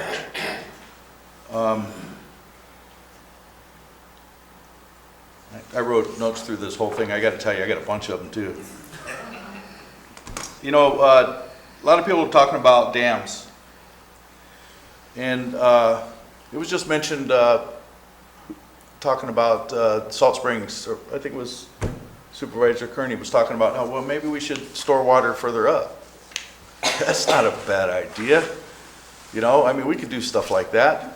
But it has to, it's coming out now because we're all in the same room and we're all talking about it. We got to lay down our shields a little bit and take away the spears and start cooperating with each other and working things out. We up here in the foothill counties, whether you want to believe it or not, we're in a battle to protect our water rights. We're in a battle to keep our water because there is a big population with a lot of votes that is willing to take it.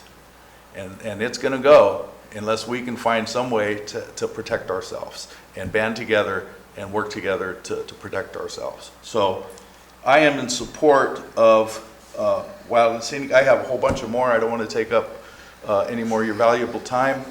I am in support of AB 142. And I look forward to having those discussions about Wild and Scenic.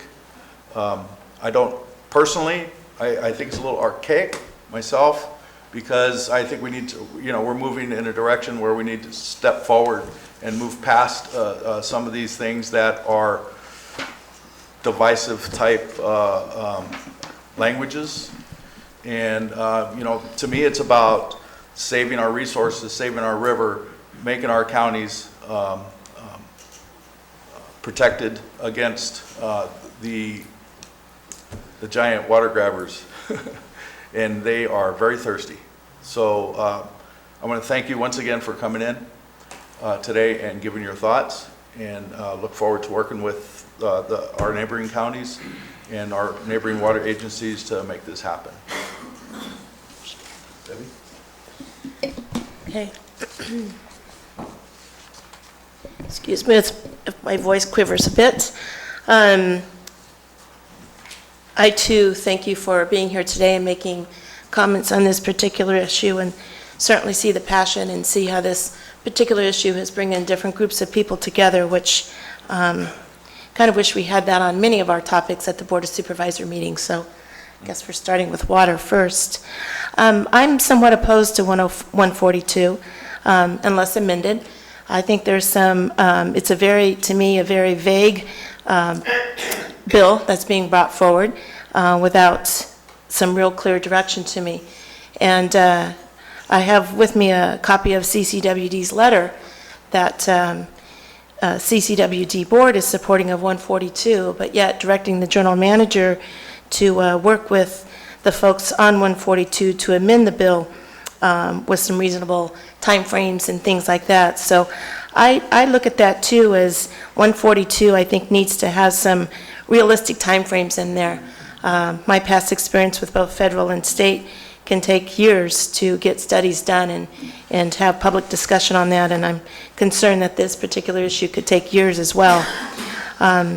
Utilization of existing studies, I don't see much mention of that, and what particular studies are we going to take a look at, because there's been many, and I think, you know, there's been a comment made of hundreds of thousands or perhaps millions of dollars spent on existing studies that I think could be useful in this endeavor. Mr. Dean said it well about the water use and needs. You know, I think we've all been kind of sleeping a little bit on this subject and not taking a look at what that future looks like for us. And it's facing us now. And I think taking a look at that somehow in the study and incorporating that and how various districts are taking a look at it. Maybe some are doing a better job than others in that regards. But I think bringing that information forward into this bill is most useful. Money, I have a hard time with that. You know, I'm not quite sure what that limit could be, more or less. Who are going to be the players at the table for these particular studies? And I think my counterpart in Tuolumne County said it well too today about potential wild and scenic and what that means for a devastating fire like the Rim Fire, and the kind of how issues were, people, their hands were tied in being able to fight the fire the way it possibly should have been to not make it such a damaging effect on our economy. So I need more with AB 142 to support it the way I read it today. I'd like to see it amended and have some of this potential ideas in place. I do want to ask our county council, what is the difference of writing a letter in support of a bill versus a resolution? In Or essence, opposing, or what's the difference between a letter or a resolution in this regards? in essence, there really is not in this type of situation. It could be a letter of support versus a resolution. Typically, resolutions are viewed as, lack of a better way of saying it, it packs a little more punch than a letter. It's more of a legislative action of the board rather than just a supportive letter. But in essence, they would essentially do the same thing in this situation. It would be informing the state of whatever position the board would take. Okay, thank you. That's my comments. Okay. Chris? Okay. All right. Well, thanks everybody for being here. I do think it actually is a bigger issue than just Calaveras County. I mean, obviously. And, you know, the separations of our county's boundaries are always, you know, kind of interesting. And there's an importance that the county role plays, though, in the sense that the people are most directly, you know, the elected representatives are most directly accountable to those people that live, you know, in the district. So there's something special to be said about that. But, you know, I'm very familiar with Amador County. I actually graduated from Amador High, and you know, and I respect those folks over there, both the supervisors and the citizens, and the folks that work for the Foothill Conservancy. You know, I think everybody being in this room, Tuolumne County I'm not that familiar with, so I'm not trying to exclude anybody there. I just, you know, I don't know it as well. But I do think it's a big issue, and we're just kind of, you know, touching on a little tiny sliver of it through this AB 142. And so in that case, I'd like to just start off with a little bit of house cleaning stuff. When I heard that there was going to be a special meeting called for this specific AB 142, I was like, really? It's that critical? And so not any to discourage Cliff. I think he's doing a good job as chair. But you know, I think that maybe we need to go back and look at when we call special meetings. I mean, I think that if we would have had this on the agenda last week, we could have dealt with it in a regular agenda item. It would have been long, but still, I mean, we were out of here with an hour-and-a-half lunch pretty early, so we had time.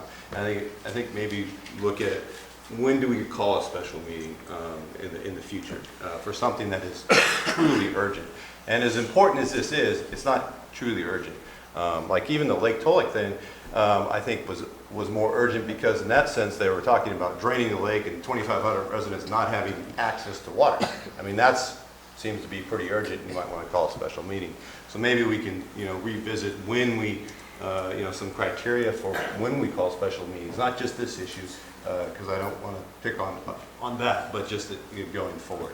Because in my opinion, it should be something of absolute critical importance and an urgency of it. So, and then moving on to the reason we're here, AB 142. You know, I would like to see us, I mean, I understand that people want to support this bill because then it seems like, you know, we're doing something. But it seems like a big waste of time and money. You know, I think if we could eliminate this bill from our discussion and talk about that facilitated discussion, I think that's the way to go. Because the facilitated discussion, instead of having a piece of legislation that says, you know, we're going to study this, why don't we skip the state altogether on this and say, let's get this facilitator from the Center for Collaborative Policy or whatever it is, and let's get them started tomorrow, and let's start having facilitated discussions about wild and scenic. Why go through this convoluted a legislative process for 142, because what's going to happen, I'll tell you right now, what's going to happen with 142 is it's going to go to the state. And it might eke out of one or two committees, but it's not going to be passed, especially not in this form. And I'll tell you why. That is because they're pretty smart down at the state capitol. Even though we may not like to see that all the time, they're pretty smart when it comes to basic political realities. And so when they see this, they see that, well, you have Assemblyman Bigelow and Amador County supporting this, this bill here for a study in the McCollum. Now, where's their stance usually on environmental issues, and where was their stance last year on wild and scenic? Well, they were against it. So now, why are they bringing this forward? You know, and so then it leads to the discussion of, well, because they don't want wild and scenic on the river. And the Republicans, for I think being very forthright today, McClintock's office today said he's opposed to wild and scenic on the McCollum. So they're opposed to wild and scenic on the McCollum. Why are we going through this whole process when they're already opposed? They're going to be opposed. There's no way they're ever going to support wild and scenic. So why would we spend all of this effort for this special meeting, all this effort to go down to the state capitol, say our spiel down there, and fight it down there, and then have it die? Why don't we just call it what it is? It's a bill that is put out there to kind of delay and confuse wild and scenic. And that's how it's going to be seen down by the Democrats and the environmentalists in the state capitol. It's not going anywhere. So let's skip it. And let's just go straight to having a collaborative process. I mean, you guys really want, I mean, every day Peter gets up and talks about spending a dime on anything. And now suddenly he's in favor of spending an unlimited amount of money for a study to do something that we don't need. So I think we should just step back from this legislative process, say no to AB 142, get Bigelow on the phone for those guys who can get hold of him, and Berry Hill, and say, look, don't move this forward. We all know what's going to happen. It's going to die anyway. Let's sit down and start talking and really figure out a true collaborative process to reach consensus on protecting the economy. So I have a lot more notes I made about my spirited defense of wild and scenic, but I won't say that today. So if we could just drop that, and so for that, I'll just go ahead and make a motion. I make a motion to not take a position on AB 142, take no position on it, and move towards instead getting the collaborative process happening this week. That's my motion. Okay, we have a motion by Supervisor Wright. Do I have a second? Okay. That is from lack of second. So, any other comments from the board? All right. Chris, I have a question. Chris, how do you see this collaborative effort in your mind? Sure. Well, there's discussion right now, and there has been for some time, of having the Sierra Nevada Conservancy, which is a state agency representing this region. They have a contract with I always get the name wrong, it's like out of SAC, it's the Center for Collaborative Public Policy, I believe, something close to that. And they are professional facilitators, and they deal with conflict resolution. So the idea would be to endorse that process, have them lead it. And what they do is they go out and they contact all the different sides. And I mean, the beginning part of it, they basically do interviews with a bunch of folks who have different opinions. And then they come back and say, well, is there really any way that we're going to reach agreement on this to begin with? And then, so, I mean, after a few meetings, they could probably decide if there is going to be agreement on it. And, and to be honest, I don't think there's much chance of there being agreement. but there's, I think we should at least give it a shot before we head down this rabbit hole of legislative expense and, you know, and just a waste of time. So that's what I would say, is let's at least try the collaborative process. There's a chance that could work, whereas this legislative process we already proven is not going to work, so. So Megan, I have a question, or maybe I'm going to direct it towards you. So if this board supports AB 142 as it's currently written now and being proposed to us, and then there's various amendments through the process, how does that then come back to the board for additional approval to those amendments? I mean, if we're approving something today based on how it's written, what's our opportunity to revisit that if there's amendments that we don't necessarily agree with? Certainly, just like this situation here, any amendment could potentially come back to the board if that is the direction of the board. We can keep an eye on this legislation as it moves forward, and if there are amendments, if it's the direction of the board, staff can bring it back at any time. I would hope that the board would give staff direction as far as what type of amendments you would want, rather than just clerical amendments. But any amendment could potentially come back to the board if that is what the board wishes. Okay.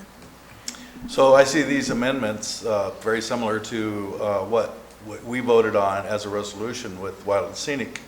And then it went to SB 1199, and all along that process, that bill was being amended. But I didn't see anybody really concerned about bringing it back to the board then. So we are doing nothing different than we were doing then, as far as I can see. But did you like that process? No. Well, then why do you want to repeat it? Because this helps us study it. No, it's not gonna, like, yeah, theoretically, if we could get a real wild scenic study bill passed, and it could be signed by the governor, it would help. But there's no way this bill is going anywhere. So why don't we recognize that reality and take action now rather than waiting for that reality to happen? Because we like to play out the political process. That's why. That's what we're used to, and that's what we're going to do. It seems like, but it's just going to die, like SB 1199 died. Well, I think that we, in my opinion, I think that we need to show support from our neighboring counties and our legislators and let them know where we stand. So I'm good with bringing a resolution forward right now and taking a vote on it. I make a motion that we approve the resolution in favor of 142. Let's read it first, okay? Okay. Okay, let me read it, and then I'll ask for a motion. So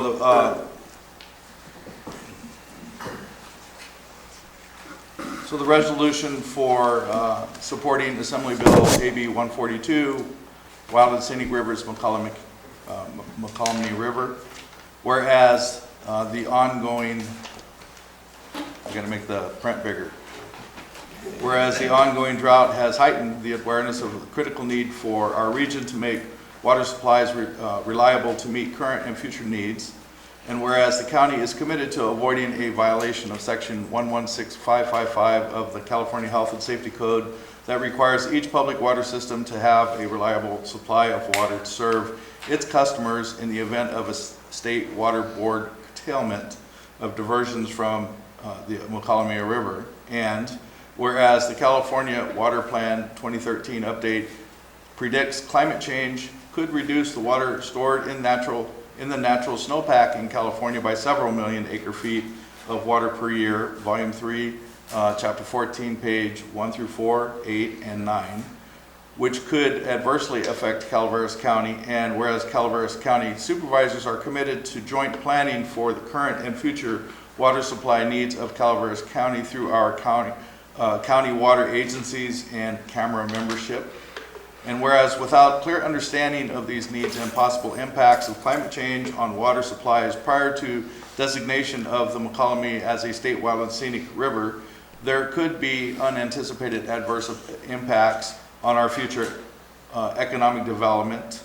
And whereas the Calaveras County Board of Supervisors could only consider supporting state and wild scenic designation of the Mokelumne River if prior to this the current and future water supply needs of the county are identified and protected and the impact of climate change is evaluated. And whereas AB 142 would provide the suitable studies needed to take a fully informed position on wild and scenic designation of the McCollum River. Now therefore be it resolved that the County of Calaveras supports AB 142. And I'd like to ask for a motion. I made a motion, but I'm going to withdraw that and make another motion. I move that we send the resolution supporting 142 as read, unamended, forward. Okay. Do I have a second? I second. All in favor? Aye. Opposed? No. No. So it moves forward 3-2 with Supervisor Kearney making a motion and Supervisor Oliveira seconding. Okay. I want to thank you all for coming in today. This is going to be... Go ahead. I'm sorry. Go ahead. Chairman. In light of the comments made during this meeting, I would like to poll the board if we need to address the rescinding of the previous resolution and just at a later date. Not on the agenda. I just want to clarify, you're asking to pull the board to come back at a future board date to consider that, correct? That is correct. Okay, there's no discussion about that today. Okay. Within the resolution, you can read that, it basically does that, I think, in your resolution that you just passed. Okay. No, it doesn't do that. No, but it talks about the wild and scenic support. So, Supervisor Oliveira, we can, if you'd like, you can bring it up at our next board meeting, and then we can poll the board if we want to do that. You can pull the board today. Can we? Yes, you can pull the board, and if the majority of the board directs staff to bring it back to a future date, Okay. we can agendize it for a future board. That was my intent. Yes. Okay, go ahead. If that can be done. Restate it, please. I would like to poll the board to discuss at a future date the possibility of rescinding the previous resolution regarding 1199. And that is for discussion only. We never approved a resolution on 1199. Correct. Our resolution was on a designation for wild and scenic. Oh, is that the issue? Yeah, Yes. that's the issue. correct. The prior resolution does not make reference to SB Then I 1199. withdraw the request for poll. Okay, it only references the designation. Okay, thank you. So are you withdrawing your request to I'm pull? withdrawing the request. Okay. Figure it out. We can bring it up next week, don't worry. So what happens to the previous resolution? Is it dead with this new resolution? We're really not discussing that today. We're gonna No, bring I it. know you can't deal with it. He'll tell you afterwards. Once they understand, then we can talk about it. All right, well, thank you for coming once again and being interested in our county as well as your, the importance of water, the water situation. So this meeting is adjourned. Thank you for coming, folks.